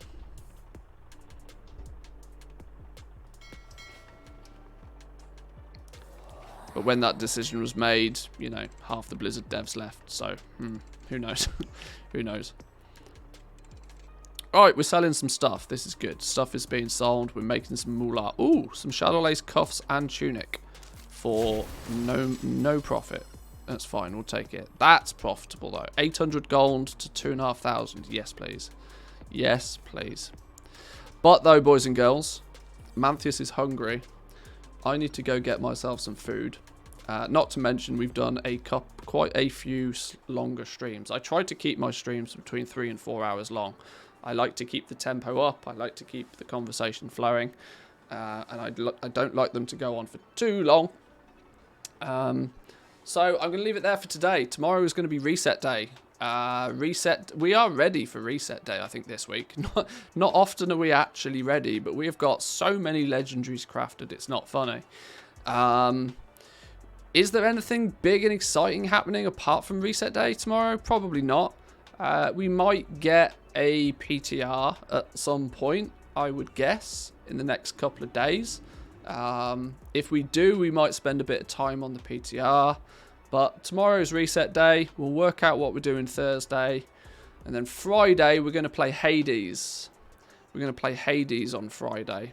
Because I want to showcase to some of you guys just what a real Torghast game can be. We're going to play the proper Torghast on Friday. That's my plan, at least. So if you're interested in that, you can still pick up Hades for cheap on the Steam sale at the moment. So I bought it a few days ago, played it for a little while, can highly recommend it. It's super duper fun. So we'll be playing that on Friday, but we've got a couple of days to get before we get there. But you know, if you want to join in on Friday, you can pick up Hades on the cheap. Hashtag not sponsored. I want to clarify. No affiliate links, no sponsorships here. It's just a good game. But then, I know it's a little bit earlier, but enjoy the rest of your day, boys and girls. Thank you all for joining. There's 120 of you in here. What is going on with my streams recently? Damn, I'm not complaining. I'm not complaining. It's just it's just quite a surprise. It's quite a surprise. Well, thank you all for joining, boys and girls. I hope you enjoyed. At this point, I'm rambling. Go check out the YouTube. Make sure you're subbed over on YouTube. The Shadowlands cheat sheet is available for free for everybody. Jump into the Discord. It's pinned in the Discord. And if you're a real baller, consider becoming a Patreon over on a Goblin over on Patreon, with some nice juicy perks such as my full TSM profile for you guys to quickly get up and running and make a bunch of gold with us as well. And more importantly to me, obviously, help support the channel. So thank you all. We'll be back tomorrow. Enjoy the rest of your day. I'll catch you tomorrow. Peace.